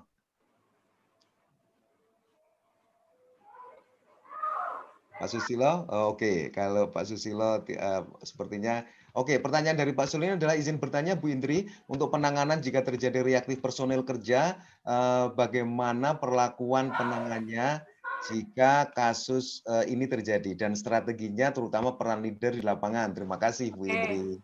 Terima kasih Pak Susilo untuk pertanyaannya. Jadi jika memang kita menemukan karyawan yang ditenggarai reaktif, Pak ya, nah memang ada protokol kesehatan yang ketat di perusahaan kami. Jadi kita menggunakan sistem roster dalam bekerja ya Pak ya, sistem roster. Jadi untuk setiap karyawan yang akan melakukan travel in atau out dari site itu harus mengikuti rapid test. Kemudian jika ditenggarai ada yang positif, mereka akan langsung dikarantina. Untuk karyawan yang melakukan travel in dan out pun, itu juga melalui proses karantina. Kalau misalnya ditenggarai positif, dikarantina lagi sampai hasilnya negatif, mereka dirawat, seperti itu. Jadi kami benar-benar memastikan kesehatan karyawan menjadi prioritas. Karena apabila sampai menginfeksi sampai di dalam site ini akan sangat berpotensi untuk menyebabkan terjadinya lockdown, gitu Pak. Dan peran leader ini sangat penting Pak untuk mampu mengkomunikasikan semua kebijakan perusahaan termasuk bagaimana protokol kesehatan ini dipatuhi. Teman-teman di HR secara berkala akan menyampaikan kebijakan-kebijakan yang dilakukan, yang diambil oleh perusahaan terkait dengan protokol kesehatan yang harus dipatuhi. Bagaimana mereka mengatur setiap meeting 15 menit sudah harus keluar. Ya. Kemudian mengoptimalkan Zoom meeting. Atau juga setiap kita melakukan komunikasi dari top manajemen ke bawah, setiap leader akan mengcascade lagi dalam bentuk kelompok-kelompok kecil. Wow. Gitu. Jadi sangat penting menurut saya peran leader untuk memastikan semua pesan-pesan ini dipatuhi oleh karyawan. Oleh karena itu, tadi Pak Riko sempat bilang, leader itu harus walk the talk. Betul, saya setuju. Leader itu memang menjadi living example. Menjadi contoh hidup. Bagaimana nilai-nilai perusahaan itu terinternalisasi, sehingga leader juga menjadi teladan untuk seluruh karyawan. Kita nggak bisa berharap karyawan akan melakukan apa yang diminta kalau leadernya sendiri juga tidak memberikan contoh yang baik. Seperti itu. Sebelum itu di cascade, mereka sendiri sudah mampu untuk melakukannya dengan sebaik mungkin. Sehingga kepercayaan juga terbentuk dari karyawan. Kurang lebih seperti itu, Pak. Semoga menjawab ya. Oke, terima kasih Bu Indri. Waktunya sudah habis. Terima kasih Bu Indri. Baru Pak Susilo. Iya ini. Ya, mic-nya gangguan nih Pak. Oke. Oke, makasih Bu Indri, Pak Utoro. Yes, thank you. Mudah-mudahan untuk kita ini. Luar biasa. Dan waktunya sebenarnya sudah habis untuk teman-teman bertanya, tapi ada 2 pertanyaan lagi Bu Indri yang mungkin bisa dijawab dengan cepat. Ini dari Pak Farobi dari Semen Gresik Group. Apa tantangan terberat dalam melakukan program? Apa tantangan terberat yang Bu Indri rasakan dalam mengimplementasikan program komunikasi internal dan eksternal selama ini, Bu Indri? Ya. Tantangan terberat satu, bagaimana kita benar-benar bisa memastikan pesan-pesan yang kita sampaikan ini benar-benar dipahami dengan baik. Jadi step-step yang saya sampaikan tadi di awal, bagaimana kita menyusun program dengan konten-konten yang menarik dan sesuai dengan target stakeholder kita, ya, bagaimana kita bisa mengemas pesan itu, di-customize ya sebaik mungkin supaya pesan itu bisa terdeliver dengan baik. Makanya kita sebagai public relation ya, saya boleh dibilang lakukan seperti itu sebagai pelaku komunikasi, sangat penting kita bisa berpikir kreatif. Bagaimana kita bisa inovatif dalam membuat program-program gitu. Kalau bilang think out of the box, mungkin kalau ada di atasnya lagi ya, itu yang harus kita lakukan sekarang gitu. Karena di masa pandemi seperti ini yang tidak memungkinkan kita bisa melakukan banyak hal seperti dalam masa normal dulu gitu. Creativity is the key gitu loh Pak. Oke. Yep. Membuat narasi ya, powernya di storytelling gitu. Makanya tadi kita membuat narasi-narasi yang seperti itu untuk memastikan ini sesuai dengan target audiens kita. Karena di daerah Banyuwangi tentu akan berbeda dengan di Jakarta, dengan di Surabaya ya Pak ya. Makanya meng-customize message itu menjadi sangat penting. Oleh karena itu memastikan channel komunikasi yang kita gunakan itu tepat, kemudian juga peran dari para leader untuk ikut peduli, dan kedekatan hubungan baik kita dengan stakeholder itu juga menjadi salah satu kuncinya. Oke. Semoga menjawab ya Pak Farabi. Ya. Oke, thank you Bu Indri. Dan pertanyaan terakhir ini untuk sesi ini, nanti bisa ada pertanyaan lagi, atau teman-teman yang masih punya banyak pertanyaan untuk Bu Indri, nanti bisa disampaikan juga di grup, karena di grup kita ada Bu Indri di sana. Teman-teman yang ingin bertanya lewat grup juga boleh, kemudian kalau mungkin japri ke Bu Indri juga boleh ya Bu Indri ya. Dan berikutnya ini pertanyaan dari Bu Lucia Vivi Anita. Nih Bu Lucia Vivi Anita, terima kasih Bu Nita. Bu Nita ini salah satu pembicara di yang forum sebelumnya.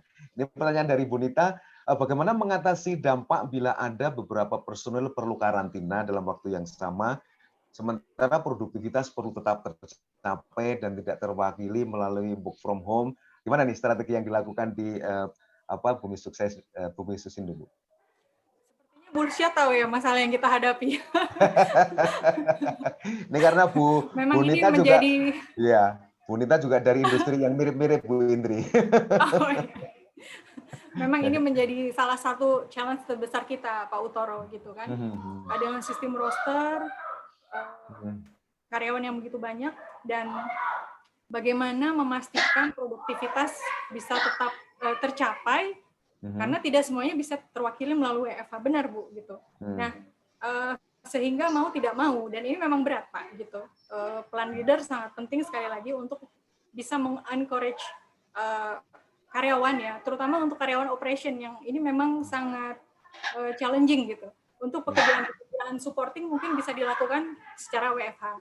Tapi pekerjaan-pekerjaan yang memang berhubungan langsung dengan operasional ini agak berat Pak untuk dilakukan WFH gitu. Nah, yang paling bisa dilakukan adalah benar-benar mengatur bagaimana pekerjaan itu ya di cascade di antara tim. Gitu. Bebannya memang menjadi lebih berat Bu, gitu. Dan ini menjadi salah satu hal juga yang menjadi concern manajemen dan perhatian manajemen. Tentunya menurut saya sebagai leader tadi disampaikan juga oleh Pak Riko, kita perlu memberi reward khusus ya, atas dedikasi yang memang sudah diberikan oleh teman-teman yang bekerja extra mile gitu. Karena memang di sistem tambang mau tidak mau ini kan harus running terus, Pak. Kalau tidak running itu juga impact-nya sangat besar terhadap operasional dan revenue perusahaan. Jadi yang kami lakukan, Bu, benar-benar mengatur sistem kerja, Bu. Gitu. Pembagian sistem kerja tentunya dengan memastikan karyawan tetap bisa bekerja dalam kondisi fit. Tapi memang bebannya akan berlipat, Bu. Karena mau tidak mau ini harus dihadapi. Sekali lagi memberikan pemahaman kepada karyawan bahwa ini adalah masalah kita bersama. Bahwa kita perlu berkorban untuk mencapai hasil yang baik untuk semua. Gitu. Karena tidak ada pilihan lain. Begitu, Bu. Lucia, semoga bisa menjawab. Terima kasih.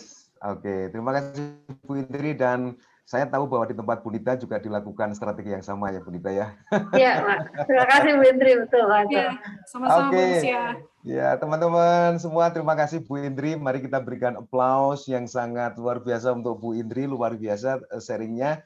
Teman-teman yang ingin mendapatkan sharing lebih lanjut, ingin tanya lebih detail, nanti bisa tanya di grup. Bu Indri ada di sana, dan teman-teman yang ingin lebih fokus, mungkin bisa silahkan langsung kontak dengan Bu Indri, karena memang salah satu fungsi dari grup kita adalah untuk silaturahmi, saling berbagi, dan apa yang mungkin telah dilakukan di perusahaannya Bu Indri bisa teman-teman adopt di tempat-tempat yang lain, dan ini menjadi lebih bermanfaat. Dan teman-teman semua, kita akan melanjutkan ke pembicara berikutnya, pembicara yang sangat luar biasa, yang sangat inspiratif. Beliau ini orang yang sangat capability-nya luar biasa, reputasinya luar biasa, tetapi sangat humble, sangat rendah hati.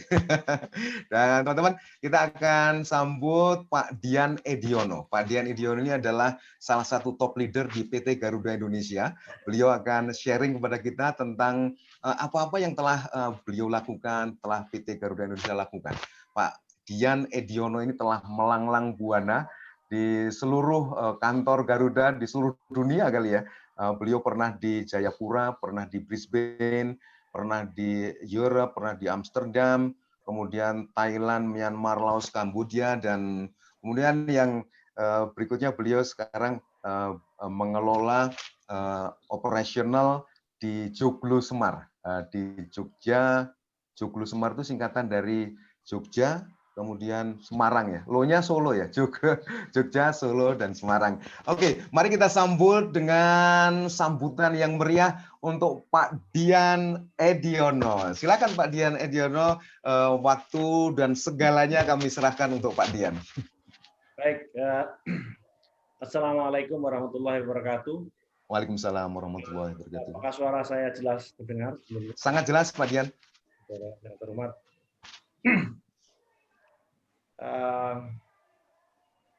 Para leader sekalian yang ada di grup ini yang luar biasa, termasuk guru-guru saya, serius sekali kelihatannya hari ini kita adalah leadership. Mungkin saya akan nyontoh Pak Untoro, mungkin Dian kalau saat ini senyum barangkali akan sedikit berbeda dengan apa yang sedang kita hadapi saat ini. Saya mengajak seluruh peserta untuk tersenyum dulu barangkali. Itu kebiasaan saya kalau jumpa dengan semua orang. Supaya orang semua akan merasa energinya positif. Jadi karena topiknya hari ini adalah komunikasi positif dalam pandemi. Di tengah pandemi ini, maka saya mengajak mengawali dengan senyum yang merupakan transfer energi positif bagi kita semua. Jadi saya ajak semua peserta untuk tersenyum. Itu yang pertama. Yang kedua, tentu kita semua pasti terkait dengan semua kejadian, termasuk musibah bencana yang ada di tanah air dan juga pandemi yang seluruh dunia tadi sudah dibahas.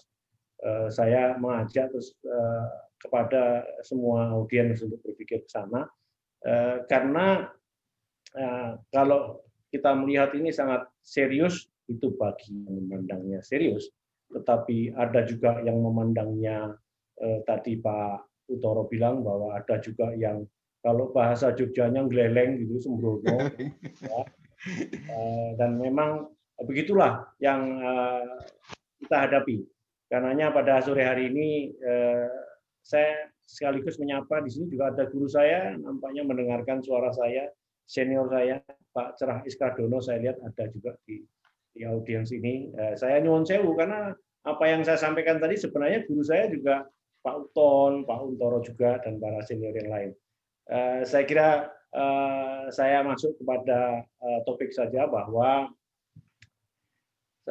komunikasi itu saya memandangnya sebagai sesuatu yang tidak mudah dikerjakan. Dan saya malah menyebutkan sangat sulit. Karena itu komunikasi tidak boleh didominasi oleh kelompok tertentu. Yang saya maksud kelompok tertentu adalah masyarakat tertentu, bahasa tertentu, dan sebagainya. Kalau di Banyuwangi, Bu Indri tadi itu melihat kelompok masyarakat Purworejo dan Sanggaran sudah beda dengan Muncar. Sudah beda lagi dengan Banyuwangi Kota. Ini kalau saya lihat begitu. Kalau nggak salah ya Bu Indri, kan Bu Indri kan orang di Banyuwangi, jadi saya kan juga saya melihat di sana. Demikian juga dengan kalau lebih sedikit lagi kita perluas. Kebetulan saya kalau di Jawa Timur itu kalau hampir sama dengan di Banyuwangi tadi, saya ketemu kalau ke utara sedikit ketemu orang Madura, saya ketemu orang Jawa Tengah, saya ketemu orang Surabaya dan seterusnya. Sama dengan apa yang baru saja saya lalui, saya baru 1 bulan kembali dari Bangkok untuk tugas seperti yang disebutkan Pak Untoro tadi. Kebetulan saya ketemu orang mirip-mirip saya. Kalau saya ketemu kayak nongkrong di instansi pemerintah Thailand, itu mereka bilangnya ya sawadikap, ya saya juga sawadikap, saya ngertinya sawadikap. Tapi ketika dia ngomong saya tidak ngerti. Tapi dia umat juga yang sama dengan kita, yang berkomunikasi sama dengan rekan-rekannya yang mengerti bahasanya. Nah kebetulan saya tidak mengerti. Ya kita pokoknya menggunakan bahasa yang saling. Nah begitu sulit, saya sudah bayangkan wajahnya saya mirip saya sekali, tapi tidak ngerti bahasa mereka. Kemudian sedikit lebih jauh lagi, saya ke Australia. Saya orang Jawa Timur juga, ya saya Australia ditugaskan pertama kali ke luar negeri ya di Australia. Karena saya Jawa Timur, bondo nekat, pokoknya berkeyakinan bahwa penyampaian komunikasi itu tidak bisa dilakukan dengan hanya satu komunikasi yang sifatnya suara, sifatnya tatap muka saja. Tetapi sebenarnya komunikasi itu is about transferring energy to get the same understanding. Dalam konteks bisnis, saya kira kalau di Amerika lebih sering dikenal ketika dalam proses diskusi menjual, pihak lain harus menyampaikan gesture. Nah ini bahasa yang saya tangkap dari guru saya dulu, Pak Uton, Pak Cerah. Sampaikan gesture, positif gesture. Positif gesture antara lain kalau yang terungkap pasti dia ngomong begini. Oh well, now we are talking in the same language. Itu artinya ada kesama pengertian. Ini saya cerita komunikasi aja. Saya serempet-serempetkan dengan yang lain ketika saya di negeri Belanda. Ya saya cerita begitu karena saya ini perjalanan saya kebetulan ditugaskan oleh maskapai nasional ini di tempat-tempat lain di Belanda. Itu saya ketemu orang Belanda dan saya itu anaknya guru bahasa Belanda. Tapi wegah kalau dalam bahasa Jawanya belajar bahasa Belanda.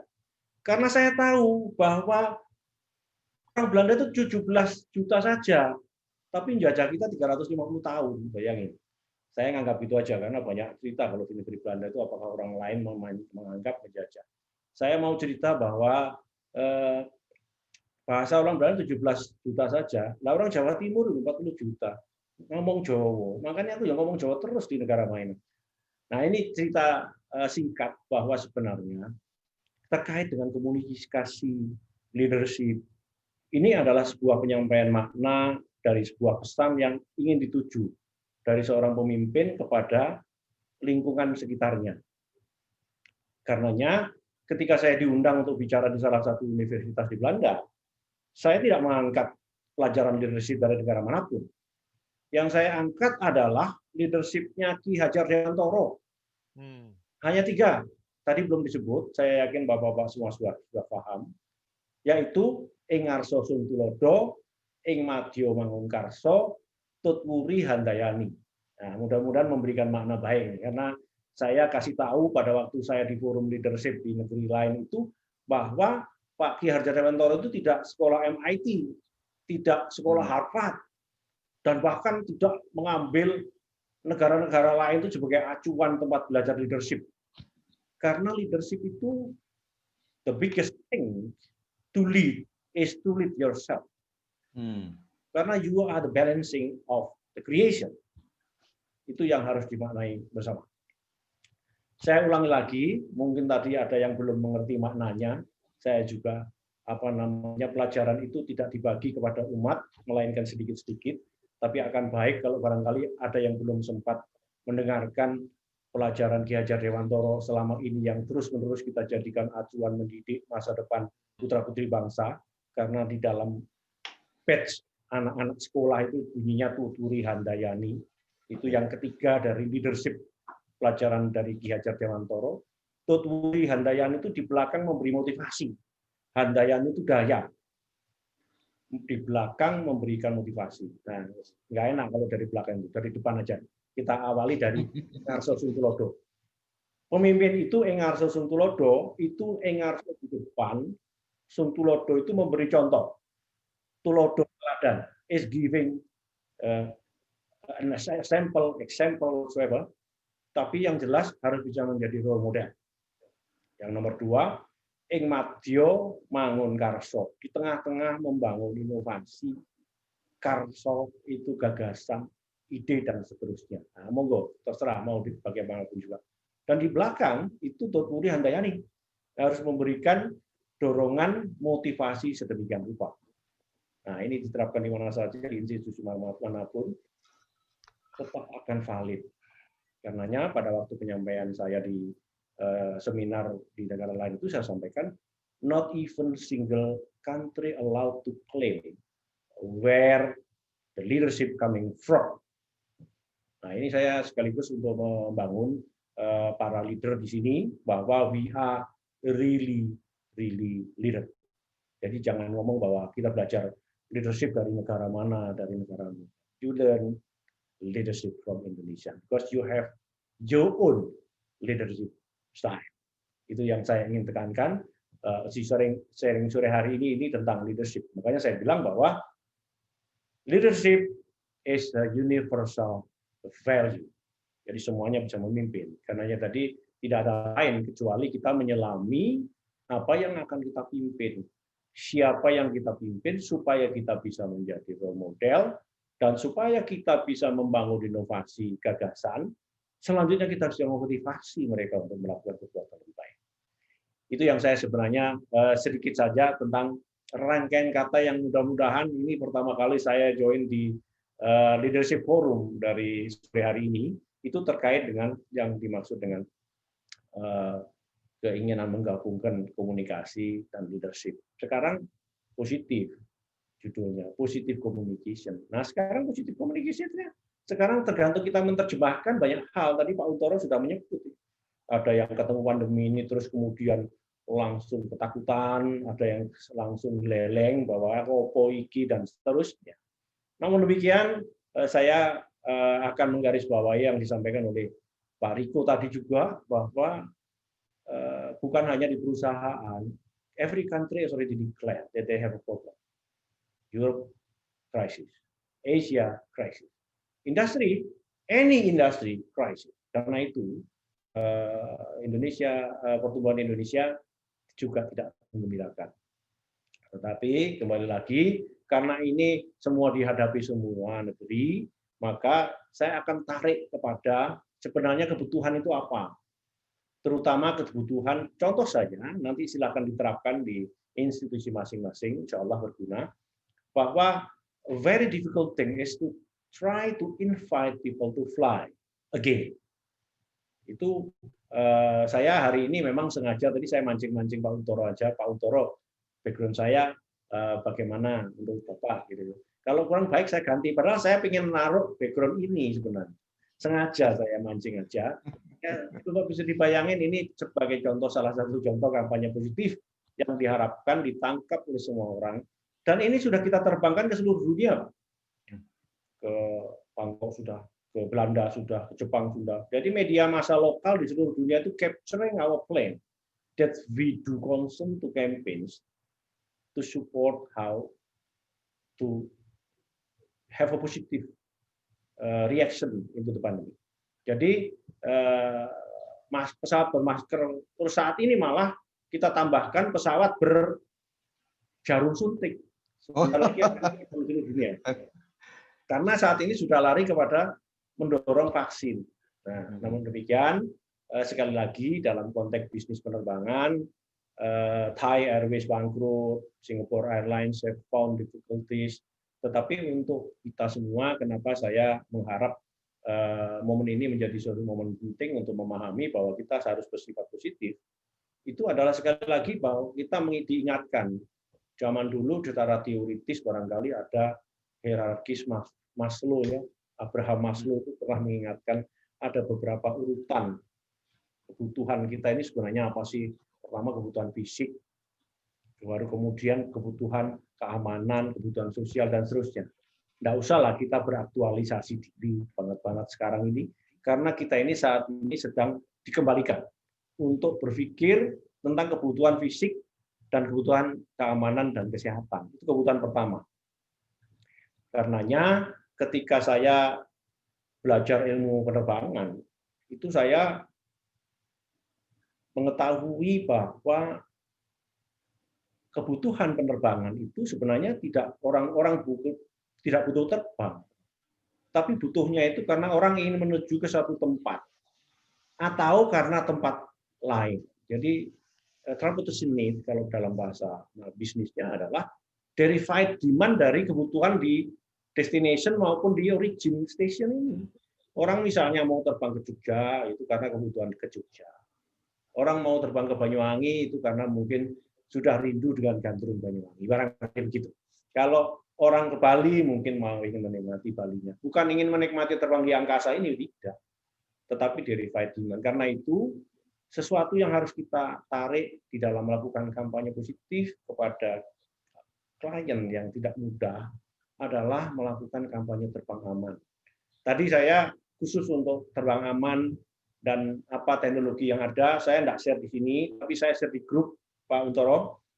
Silakan para audiens sekalian menyaksikan sendiri. Kalau ada komentar langsung dengan saya juga monggo. Tetapi pada intinya yang dilakukan oleh perusahaan seperti Garuda Indonesia adalah membangun kembali ya positive thinking tentang destinasi-destinasi yang ada dituju dan atau upaya untuk mendukung destinasi-destinasi itu mengkampanyekan tempat-tempatnya yang memenuhi persyaratan. Karena konteks Garuda Indonesia ini tidak lepas dari pembangunan pariwisata, maka saya pun akan menjadi bagian dari proses memperkenalkan apa kampanyenya dari Kementerian Pariwisata yang disebut di dalamnya membutuhkan sertifikat-sertifikat, yaitu bunyinya CHSE ya. CHSE itu bahwa satu tempat yang akan dituju itu dimohon memiliki sertifikat-sertifikat yang clean, kemudian health, kemudian safe, juga environmentally sustain. Dan ini saya kira di semua bisnis ada. Karenanya saya sore hari ini mengharapkan kalau memang ada pertanyaan yang lebih sedikit fokus tentang airline, monggo nggak apa-apa, saya akan jawab. Namun demikian disampaikan oleh Pak Riko bahwa tadi sangat terdampak karenanya pandemi ini, semua orang jadi murung, makanya saya ajak dari awal sudah smile. Kemudian juga kampanye dari Ibu Indri tadi, saya lihat cukup komprehensif sekali, di dalam hal berhadapan dengan timnya yang ada di perusahaan. Karenanya saya tidak ingin menyebut kampanye yang benar seperti apa, kampanye yang tepat seperti apa. Tidak ada lain karena di dalam kampanye itu selalu ada proses komunikasi. Karena itu dengan dasar leadership yang saya sampaikan tadi, saya ingin sampaikan bahwa itu saja. Jadikanlah proses leadership style yang kita miliki di dalam perusahaan itu menjadi penyemangat dari anggota tim kita bersama di dalam anggota tim. Konklusinya, kita harus yakin bahwa kita ini adalah umat makhluk yang sangat tergantung. Antar umat aja tergantung, karena komunikasi itu tidak bisa saya lakukan dengan orang-orang di Thailand tadi yang bahasanya berbeda. Jadi saya susah. Nah, itu artinya kita dengan sesama umat saja tergantung. Apalagi kepada Sang Maha Pencipta. Karena we really depend on what is the change. Whatever. Ya, untuk itu tetap harus berkeyakinan dan optimis. Yang kedua, kolaborasi. Meskipun ngerti, kalau yang satunya nggak memberi pengertian atau menerima, level of acceptance-nya tidak ada, ya nanti menjadi orang yang sangat cuek terhadap apa yang ada yang tadi disebutkan oleh Pak Untoro, menjadi orang yang geleng. Dan lagi, feel safety together and happy, saya kira itu menjadi kunci utama, karena menjadi penting untuk meningkatkan imun dengan cara happy bersama-sama menghadapi pandemi ini dan mendukung program-program protokol kesehatan dan tetap berkeyakinan pandemi ini akan berlalu. Sementara itu, para wasis, para guru, mohon maaf kurang lebihnya, nanti kita akan diskusikan bila ada pertanyaan. Luar biasa. Assalamualaikum warahmatullahi wabarakatuh. Waalaikumsalam warahmatullahi wabarakatuh. Luar biasa. Singkat, padat, berisi, singkat, padat, dan tidak merayap. Oke, terima kasih sekali Pak Dian Ediono atas sharingnya. Dan alhamdulillah kita bersyukur sekali bahwa baru saja selama beberapa menit kita tidak hanya mendapatkan sharing tentang aplikasi komunikasi positif di PT Garuda Indonesia, dan tetapi kita juga mendapatkan banyak pencerahan tentang komunikasi dan leadership. Dan silakan teman-teman kita manfaatkan. Saya tidak akan mengulas apa yang tadi disampaikan oleh Pak Dian Ediono karena sudah sangat jelas dan sudah langsung masuk ke dalam sanubari kita.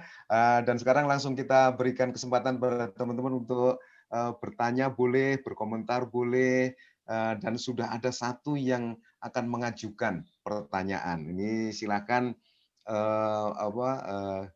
Pak Uton, silakan. Seperti tadi akan menyampaikan pertanyaan kepada sahabat. Silakan Coach Uton. Baik, selamat sore Pak Dian. Selamat sore Pak Uton. Saya tidak akan bertanya tentang proses komunikasi di Garuda ya Pak, karena saya juga mengamati lah apa yang Bapak lakukan di Garuda. Nah, yang saya sampaikan begini, Pak Untoro saya itu beberapa kali diundang sama Pak Dian zaman dulu, waktu beliau jadi kepala cabang di mana-mana. Oke. Setiap kali kita mau melakukan sesi apapun, beliau selalu mengkomunikasikan kepada karyawannya. This is very important. Padahal Pak, pembicaraan saya nggak penting-penting amat, tapi beliau selalu mengatakan this is very important. We can learn from someone, katanya gitu. Nah, Pak Dian, saya mau tanya ke Pak Dian, bagaimana Pak konsistensi itu Bapak pegang sehingga sampai dengan detik ini Bapak tidak berubah itu. Begitu kita undang juga. Tadi Pak Ut sebelum beliau tampil sempat WA. Oh, saya dari luar komunitas ya katanya.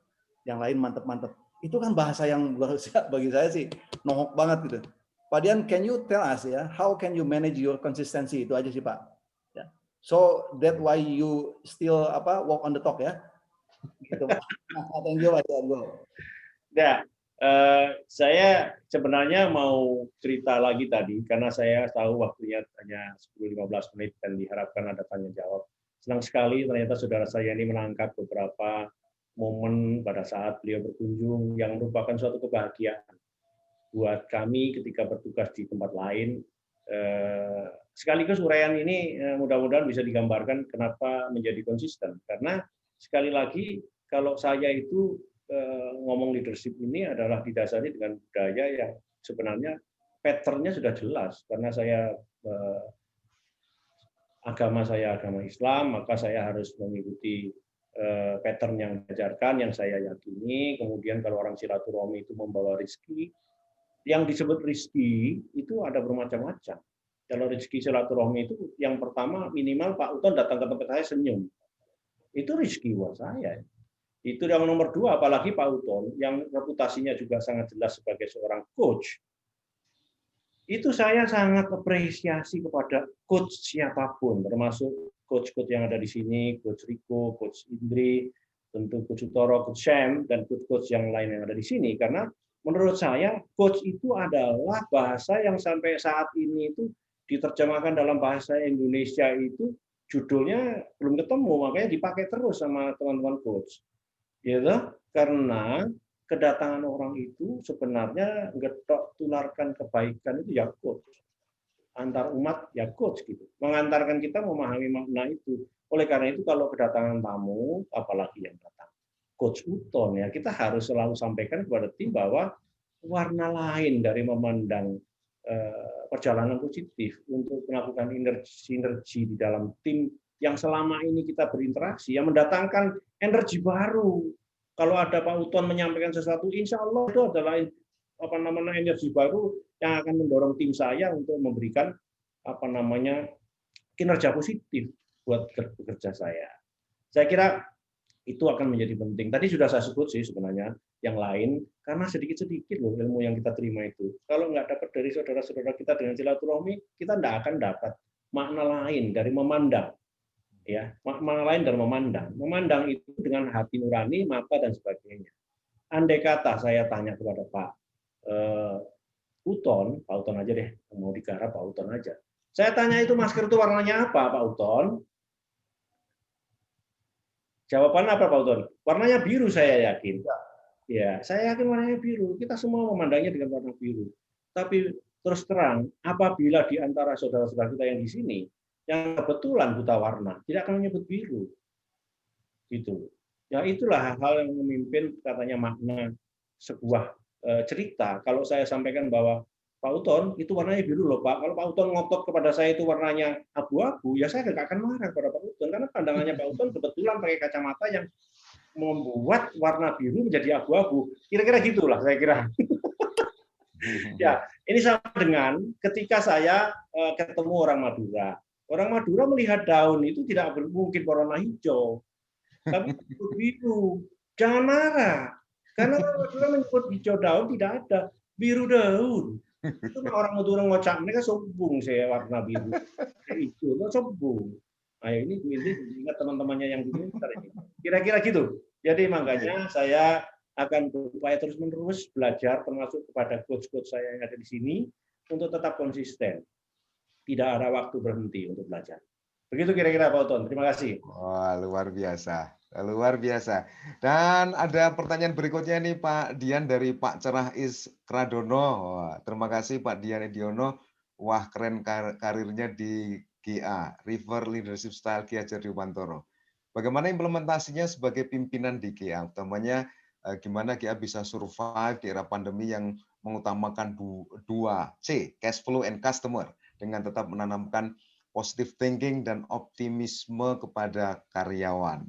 Ini adalah pertanyaan dari Pak Cerah Iskradono. Pak Cerah, silakan kalau mau menambahkan atau langsung menyampaikan, bisa di unmute Pak Cerah. Ya, intinya seperti itu Pak. Hebat ini Pak dan Eldiano itu memang salah satu trainer terbaik yang dimiliki Garuda, bahkan salah satu best employee di Garuda. Ya. Wow. Appreciate untuk itu. Dan satu lagi saya juga suka ya karena dia bangga dengan Indonesia, bangga dengan kepemimpinan Ki Hajar Dewantoro. Nah, ini adalah ciri khas orang-orang yang memiliki nasionalisme yang tinggi. Terima kasih, Pak. Yes. Nah, mungkin pertanyaannya seperti yang tertera di tulisan itu. Terima kasih. Ya. Silahkan Pak Dian, pertanyaannya dari Pak Cerah. Monggo. Seperti saya bilang kan Pak Cerah ini guru saya. Jadi kalau saya kalau Muyai Segoro itu. Muyai tadi sudah asin dikasih garam lagi. Wah, Pak Cerah ini untuk ada pertanyaan demikian. Ini kebetulan saya baru ditugaskan di Jogja ini 1 bulan yang lalu. Terus terang tentu meskipun saya di Jogja, karena saya terkoneksi dengan semua teman-teman junior kita di seluruh kantor cabang juga, saya sampaikan bahwa terus terang apa yang kita hadapi seperti yang saya sebutkan tadi ini bukan sesuatu yang tidak akan ada titik temu dan tidak pasti ada cahaya di tempurung yang retak itu, tetap seperti itu. Karena saya pernah di timur, di Makassar, saya pernah di barat, pernah di Medan. Jadi saya kalau saya ambil istilahnya orang Padang itu kan ada istilah tajepik nan diate. Ya kan? Kita ini tajepik tapi nan diate itu terjepit tapi di atas gitu. Can we try to imagine kalau kita terjepit, kita dengan berpikiran positif tetap kita ada di atasnya, gitu. Bisa mengatasi. Karena saya yakin bahwa pada periode setelah ini berganti, kita akan memperoleh sesuatu yang baik. Dan memberikan optimisme itu kepada tim kita sendiri itu ya dengan cara seperti tadi, Pak Cerah, tim kita ajak berpikir positif. Matahari masih bersinar, dan kalau matahari bersinar tidak pernah ada yang mulutnya tidak pernah ada yang melengkung ke bawah. Matahari itu selalu melengkung ke atas karena menggambarkan selalu menyapa kita bahwa kita akan selalu ketemu hari esok. Oleh karena itu tim kita harus kita ajak merefleksikan bahwa hari-hari di mana kita tetap masih bisa berjumpa dengan pekerjaan kita yang kita tekuni, itu saya yakin mereka akan terus-menerus memiliki motivasi positif. Dan untuk diketahui bahwa memang tadi disampaikan oleh Pak Sam juga bahwa kita agak sulit juga kalau hanya work from home ya, agak sulit karena tugas saya juga ada di bandara, lebih banyak menyapa penumpang yang ada di bandara. Nah sekarang ini dengan saya juga ada tugas di bandara, membantu, kadang-kadang saya juga membantu merapikan koper penumpang. Itu saya refleksikan dengan tadi bahwa kebutuhan terbang itu kebutuhan yang pertama seperti dikembalikan gitu. Orang butuhnya safe. Airline bisnis itu tidak butuh aktualisasi dulu sekarang. Orang mau terbang aja susah. Makanya itu saya juga harus memberikan contoh. Saya tugas di bandara, menyapa customer, meyakinkan bahwa penerbangan itu menggunakan teknologi HEPA yang menyerap semua virus yang dalam waktu tidak lebih dari 2 menit sudah clean di dalam pesawat, dan juga hal lain bahwa penerbangan semua menggunakan protokol kesehatan. Dan saya harus menyebut bahwa kita bangga mendukung physical distancing. Kalau sebenarnya ada tagar yang saya cantumkan di komunikasi media sosial saya, itu adalah hanya Garuda yang distancing. Oleh karena itu, ini adalah sesuatu yang kita harapkan bisa lebih memberikan semangat kepada customer maupun kepada internal customer. Artinya teman-teman Garuda juga, bahwa kita ini memperjuangkan sesuatu yang sangat positif, supaya hal-hal yang berdampak positif pula yang bisa kita rasakan. Ini jawaban saya singkat, Pak Cerah, Pak Mantap. Dan yang lain, saya kira bisa digambarkan dan direfleksikan kepada kegiatan sehari-hari di tempat rekan-rekan. Terima kasih Pak Dion. Terima kasih. Keren. Oke, thank you Pak Cerah, Pak Dian atas jawabannya. Dan teman-teman silahkan bagi yang ingin bertanya, dan sambil menunggu teman-teman yang akan bertanya, senang sekali pada hari ini kita bertemu dengan Pak Dian. Dan bagi teman-teman jangan ragu lagi, teman-teman invited to fly gitu ya, karena PT Garuda Indonesia ini adalah kebanggaan kita semua, dan kita barusan mendengar bahwa operasinya sangat safe, so nothing to worry. Mari kita galakkan lagi penerbangan, mari kita sekarang fly lagi. Teman-teman yang kemarin sempat paranoid untuk terbang, sekarang ada Pak Dian di hadapan kita semua yang menjamin bahwa flying adalah tetap sesuatu yang oke, karena safety adalah yang utama di samping komunikasi positif tadi, dan juga positive thinking dan berbagai hal yang tadi sempat disampaikan oleh Pak Dian Ediono. Saya sendiri mendengar apa yang disampaikan Pak Dian Ediono tadi menjadi makin yakin, makin mantap bahwa terbang bersama Garuda adalah sesuatu yang tidak perlu diragukan lagi, seperti ya Pak Dian ya. Dan teman-teman silakan yang akan bertanya ke Pak Dian, masih kita berikan waktu, meskipun waktu terus beranjak. Silakan, apakah masih ada yang ingin bertanya teman-teman semua? Oke, kalau belum ada yang bertanya, saya ada pertanyaan nih Pak Dian. Pak Dian, filsafah Ki Hajar Dewantara tadi ya, ing ngarsa sung tulodo, kemudian ing madya mangun karso dan tuturi handhen, ini kan memang sebuah filosofi leadership yang sangat adiluhung ya Pak. Tadi saya penasaran aja Pak, apakah tadi yang disampaikan oleh Pak Dian tadi adalah statement pribadi Pak Dian atau filosofi ini juga diterapkan secara live di PT Garuda Indonesia, Pak? Baik, very nice question, Pak Utoro. Makanya tadi sebelum kita komunikasi dibuka bersama-sama dengan audiens, sekarang saya buka kepada audiens bahwa dalam praktek sehari-hari tentu kita harus mempraktekkan itu dan sangat general sifatnya kepada siapapun, termasuk juga di dalam Garuda Indonesia. Makanya Garuda Indonesia sampai hari ini tetap menjunjung tinggi harapan dari tata kelola BUMN yang mengutamakan GCG dan seterusnya, dengan kampanye sebaik-baiknya, dengan whistleblower, baik itu untuk kepentingan internal maupun eksternal, untuk menjaga kesinambungan atas tata kelola ini sesuai dengan amanah yang diberikan.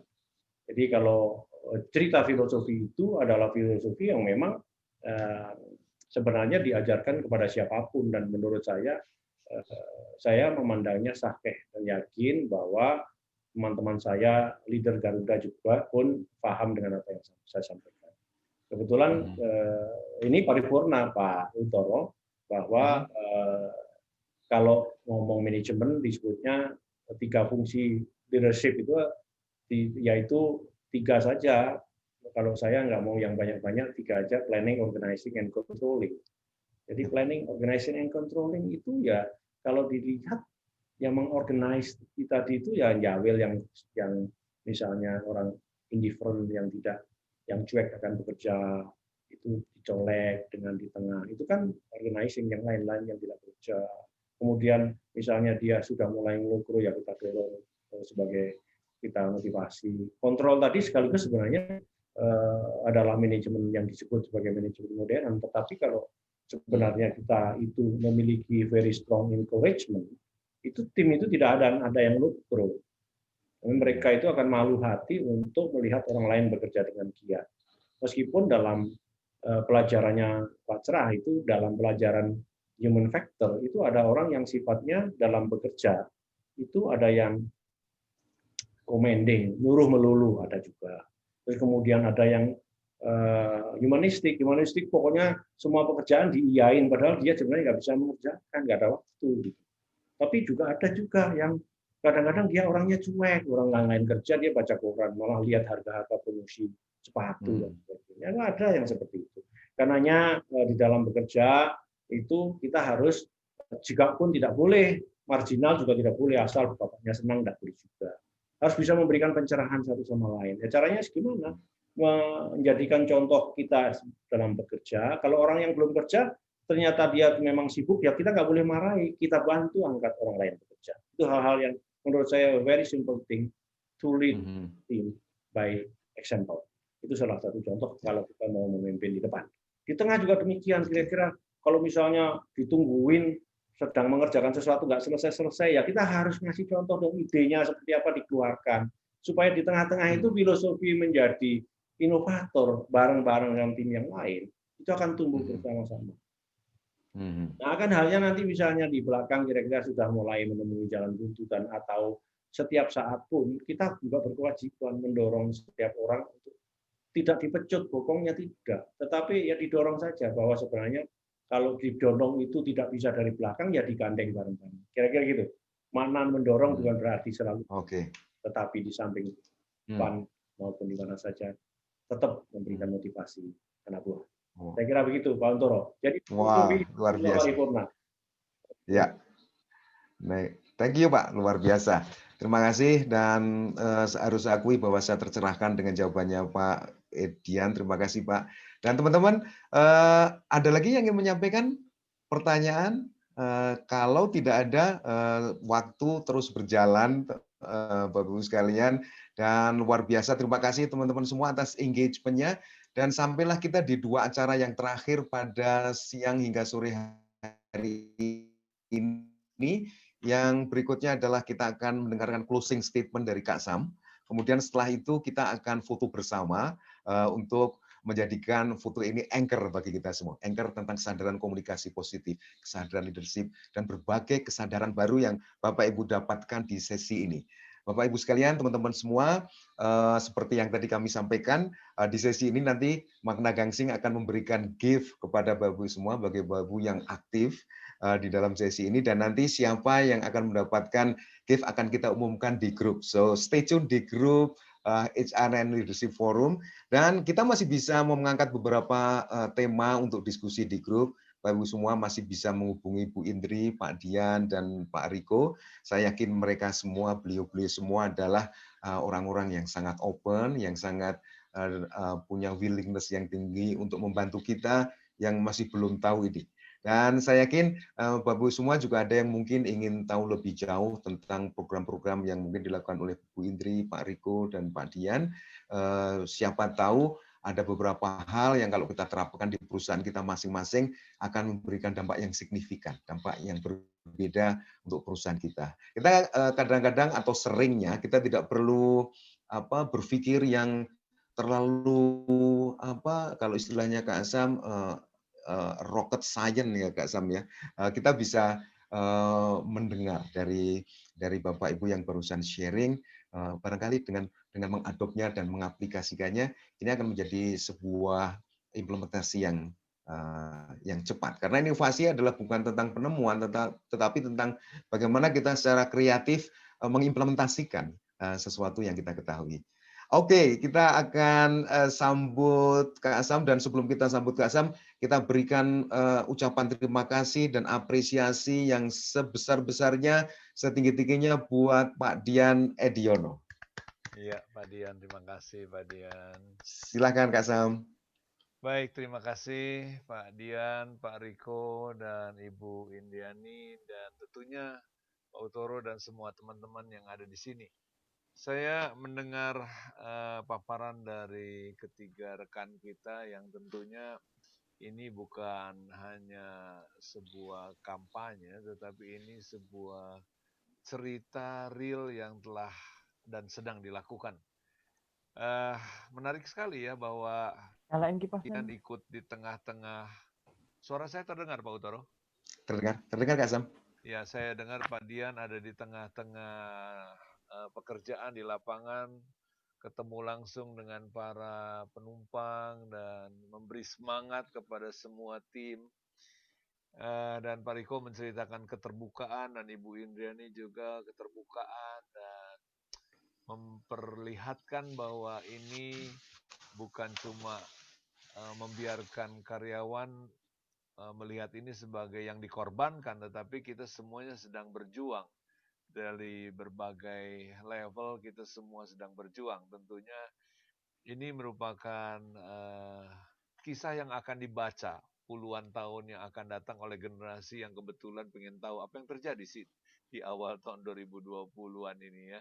Dan saya kira apa yang dilakukan oleh teman-teman Pak Dian, Pak Riko, dan Ibu Indiani akan jadi sejarah. Dan mari teman-teman yang ada di sini, kita di perusahaan kita, di unit kita, di organisasi kita, dimanapun kita berada, ini waktunya setahun kita sudah lewati, tahun 2021 sedang kita hadapi dengan sebuah keputusan yang baru untuk marilah kita buat sejarah yang paling tidak dibaca oleh sekelompok orang yang barangkali entah itu di organisasi kita, keluarga kita, ataupun siapapun. Pasti apapun yang kita lakukan akan menjadi sejarah. Dan sejarah itu akan memperlihatkan kepada mereka betapa perkasa dan gagahnya kita menghadapi tantangan yang di era modern ini termasuk yang langka ya.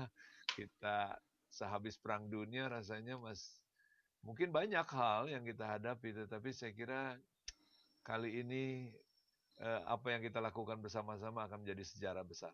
So, selamat, terima kasih sekali lagi buat semua, dan selamat mari kita hadapi tahun 2021 ini dengan semangat. Amin. Oke. Thank you Kak Sam, dan Bapak Ibu sekalian, sampailah kita di penghujung acara pada siang hari ini.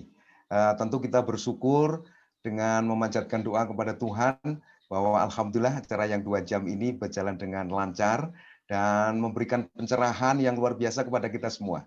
Dan teman-teman, tentu syukur itu juga berujung pada doa. Semoga tahun 2021 ini kita semua dikaruniai kekuatan dan semangat, optimisme, sehingga kita bisa melaluinya dengan berhasil.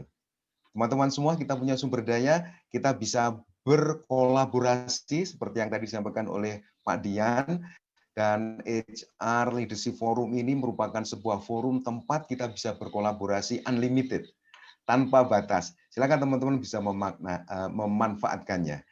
Terima kasih kepada teman-teman semua yang telah hadir, terima kasih telah masuk di grup, terima kasih kepada Pak Dian Ediono, kepada Bu Indriani, dan Pak Riko yang telah merelakan memberikan waktunya, energinya, sharingnya untuk kita semua.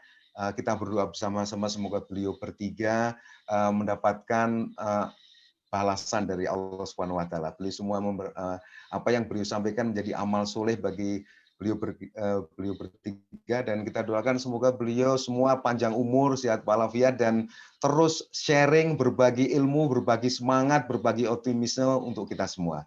Saya mengucapkan terima kasih kepada teman-teman semua dari PT Garuda Indonesia, dari PT Cas Group, dari PT Bumi Suksesindo, dari PT Solusi Bangun Indonesia, Semen Gresik Group, Semindo Gemilang, PT PLN, dari Telkom, dan PT Korintian Industries Indonesia, dan keluarga besar Makna Gangsing. Terima kasih atas kehadirannya, dan teman-teman yang mungkin saya tidak bisa menyebutkan satu persatu. Dan sampailah kita di sesi penghujung dari acara kita akan foto bersama. Teman-teman silahkan, teman-teman on-kan videonya, dan Kak Randy silahkan untuk mengambil gambar kita semua. Dan teman-teman semua untuk sementara mohon untuk tidak menulis chat, karena nanti akan menutupi foto yang paling di bawah. Silakan Kak Randy, apakah sudah siap untuk mengambil gambar kita semua? Ya Pak, oke, ini ada 3 layer. Oke. Saya ambil dulu yang pertama, 1, 2. Silakan. Oke. Berikan senyum terbaiknya teman-teman semua sebagai anchor tentang optimisme kita melalui tahun 2021. Oke, yang kedua, 1, 2, 3. Yang terakhir. Dan ya. Oke, 1, 2, 3. Dan teman-teman jangan lupa bulan depan kita akan mengadakan HR and Leadership Forum lagi di tanggal 20 setiap bulannya. Dan topik di bulan depan adalah leadership di tengah pandemi, dan kita akan informasikan tentang agenda ini berikutnya. Teman-teman, seperti yang kami sampaikan, Makna Gangsing akan memberikan giveaway yang nanti akan kita umumkan di grup. So stay tune di grup HR and Leadership Forum. Teman-teman, terima kasih, dan kita ucapkan alhamdulillah acara ini selesai tepat waktu jam 16.00. Sampai jumpa lagi di HR and Leadership Forum bulan depan. Semoga teman-teman selalu sehat dan sukses. Terima kasih. Bu Indri, Mbak Dian. Terima kasih semuanya. Terima kasih.